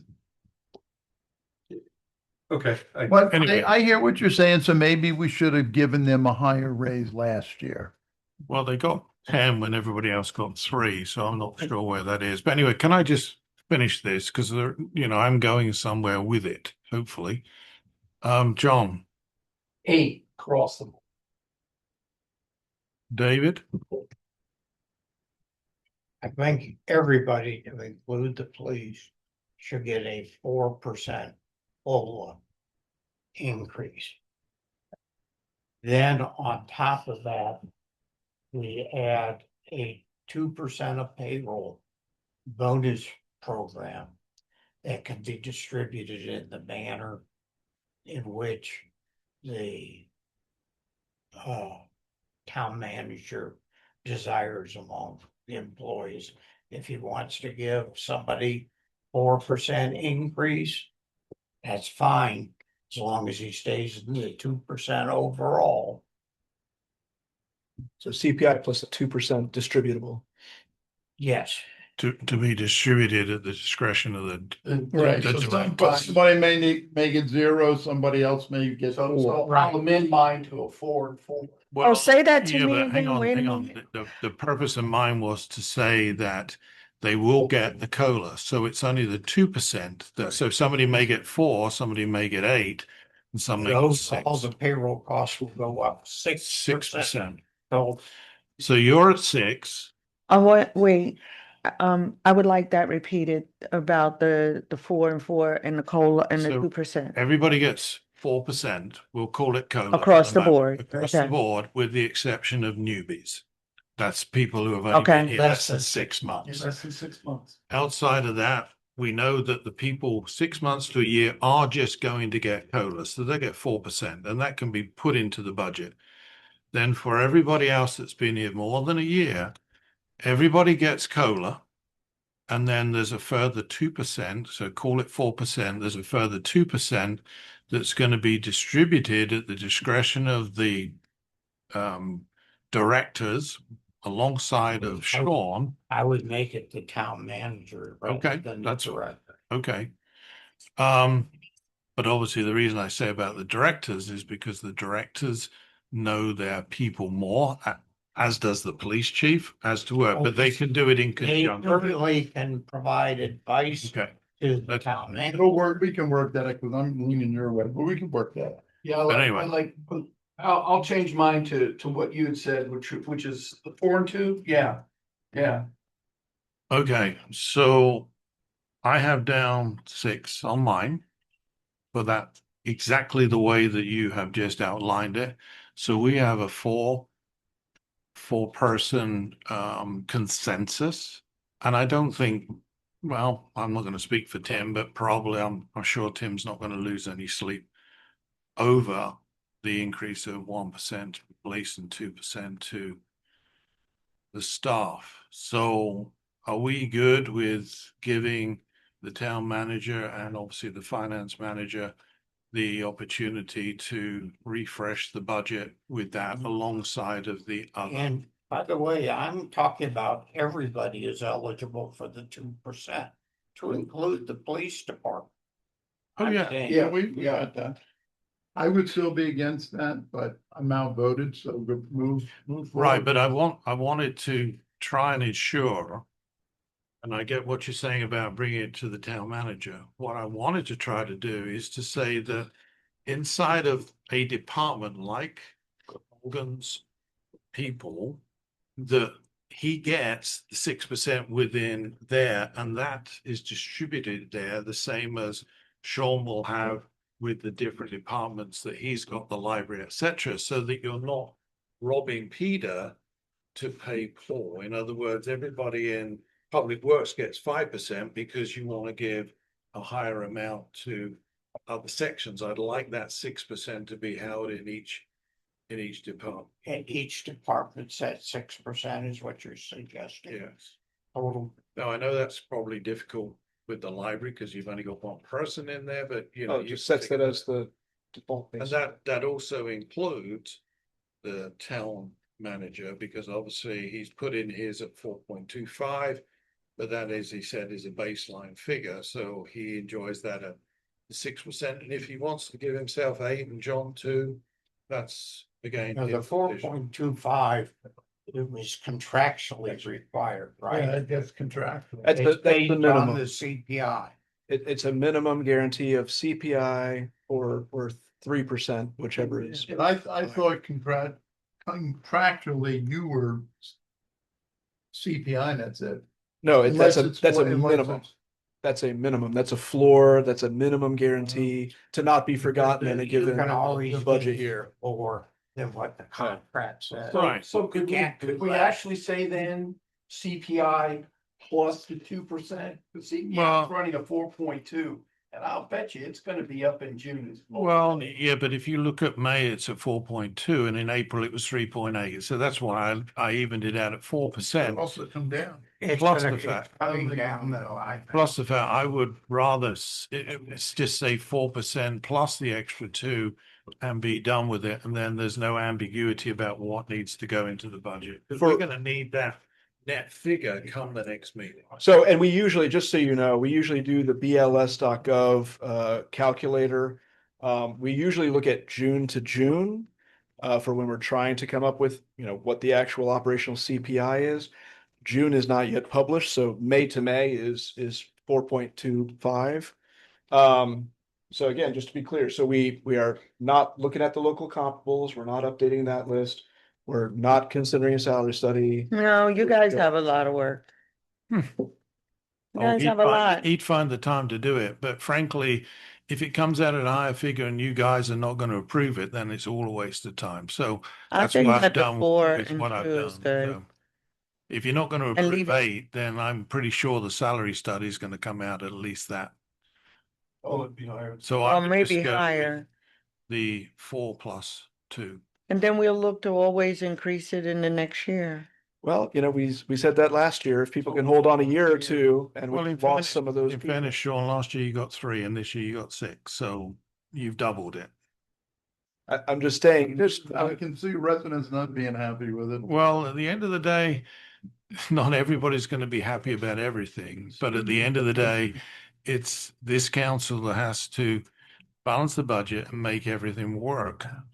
There are things that are inside of the budget which I'm not in agreement with, but we'll work those out at the following 2 meetings. But this particular part and aspect of it has got to be finalized so that we can actually move forward. well, and I'll just say my piece if I I'm can. really, really thirsty. So I have to steer the ship by the map that the council gives me, but what effectively is a 2% increase in buying power when there was a 0% increase in buying power last year. That's, at the end of the day, that's not going to move the needle on the 2/3 that are of staff that are food bank eligible, under survival, can't put money into the 457B. That effectively keeps those numbers the same. And we can look at a 30% departure of staff like we've had for the last. Because there's no jobs out there and people are getting laid off left, right, and center. 5 police. We lost 5 policemen and then we lost 3 others. Okay, and one was due to pregnancy and moving.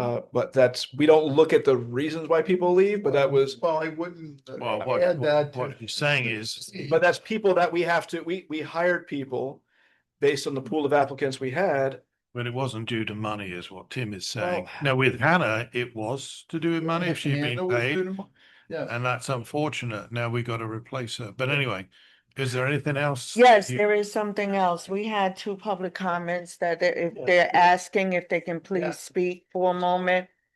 I'm ready to go too, but I think that is. Well, it's not that, it's just that it's a council workshop. I so know. That's why. Yeah. Leslie Manning, 111 East Holly Street. Thanks for letting us speak today. It's been a long afternoon, long day. I just wanted to say in regards to the events, I concur with a lot of your explanations, but I just wanted to say that over the years I've been here, there's been a lot of how can I say this, conflict with your constituents and some of the citizens, because we've tried the whole volunteering thing. And I think if you're going to do that again, I implore that. I think that's a great idea, but I think you're going to have to set some parameters, because in retrospect to the whole thing with the men's club and the Oktoberfest, and the only reason I can really speak to this is because I was, the business owner, and I was approached. So if you're going to do something like the Oktoberfest again, that's not a problem, but you have to make sure you have parameters. You have to make sure you have your spending limits and what you want, and have a goal, so that, because what happened there was this grandiose idea that we were going to charge, $75 or $100 a ticket. We were going to have Vegas entertainment. Also too, they came to me way too far. In other words, there wasn't enough time for planning. So there's a lot of things. So, and also in regards to that, so I ask you, please, if you're going to do citizen involvement, just make sure that you have your parameters, you have your budget, you have an idea, like a vision, a conceptual vision, et cetera. The other thing too is that with the raises, I have mixed feelings about this. Okay. I know, at being a business owner, I also happen to be a registered nurse times many, many years, and in nursing management. And I have always found that, unfortunately, the old philosophy is you kind of get what you pay for. But I do think we do have to have a budget here. We have to watch our spending. We have to watch monetary for raises, but we want some longevity. We also want to exude professionalism here. We want people that are working in these positions to be doing a great job for the community. And if they're having to go out and work a weekend job or 2 night jobs, then their quality of their workload can also be decreased here, because they're working 2 and 3 jobs to try to make ends meet. So I kind of have a mixed feeling about that. But in regards to, if you do agree to budget 4% and 2%, please, I ask you, make sure that the 2% is allocated and that it's appropriately given out. If it's like for performance, we need to have some kind of scale, this is what the employee needs to do after 1 year, 2 year. If they exceed this, they get a 1% or 2%. I don't agree with, if you're giving your department head 6%, that means one employee can get 6% and the other person, they're doing a good job, but they only get the 4%. I don't know. I don't know if I totally agree with that, but if you're budgeting money, it's there. And so I agree, Graham. I think that your managers should be allowed to make those decisions, because they have been awarded those positions and we are confident that they can do it. They should be able to make the decisions with some assistance, of course, from our town manager. But if they're a department head, and if you start micromanaging your department heads, and well, why do we bother having them? Anyway, thank you so much for letting us speak. Thank you. Thank you, Leslie. Thank you. Thank you. Mitzi Maxwell, 803, Camino Real. First of all, Oscar, Sean, John, congratulations. You made it through the first round of budget talks. That's fantastic. I respectfully am asking and echoing something I think that the mayor said. Please, if these budgets, next draft could come out a week in advance, you've got residents that want to look at them too. And we want to do a good job. And we want you to do a good job, and we need a little more time. Were the assumptions in the impact study a part of this budgeting process. Because we should be using the same assumptions throughout what we do. Another request, could all of the assumptions, not 3 or 4, live on a single page so that we can maintain that list of assumptions and change them as needed, including if the ad valorem taxes are a part of the budget version we're looking at. I think assumptions are golden. I think they are really important to do. So I'd like to see the budget assumptions. Are we Number of new homes, for example. be, in a- it's really, there's probably 30 or 35 of them. Are we expecting healthcare to go up? And if so, by what amount? We have X number of FTE today. How many are we going to have tomorrow? What assumptions are we carrying? And then I know this is asking a lot. Are you considering following and tracking the changes from meeting to meeting so we know what we changed each time so that we're not reinventing the wheel and it's not all in David's head? That's fairly easy. Okay. Lastly, this is really important, for me. Every budget meeting, I'm going to ask this question. What are the top 5 line changes? And what outcomes should residents expect from that investment? Because ultimately it is about the taxpayers. Okay, as Tim said earlier, we elect you guys and we want to know what the outcomes are going to be. Thank you. Motion, we Do adjourn? you have anything else, Sean? Anything else for the good of the order? Motion to adjourn. Second. We are adjourned at 4:23.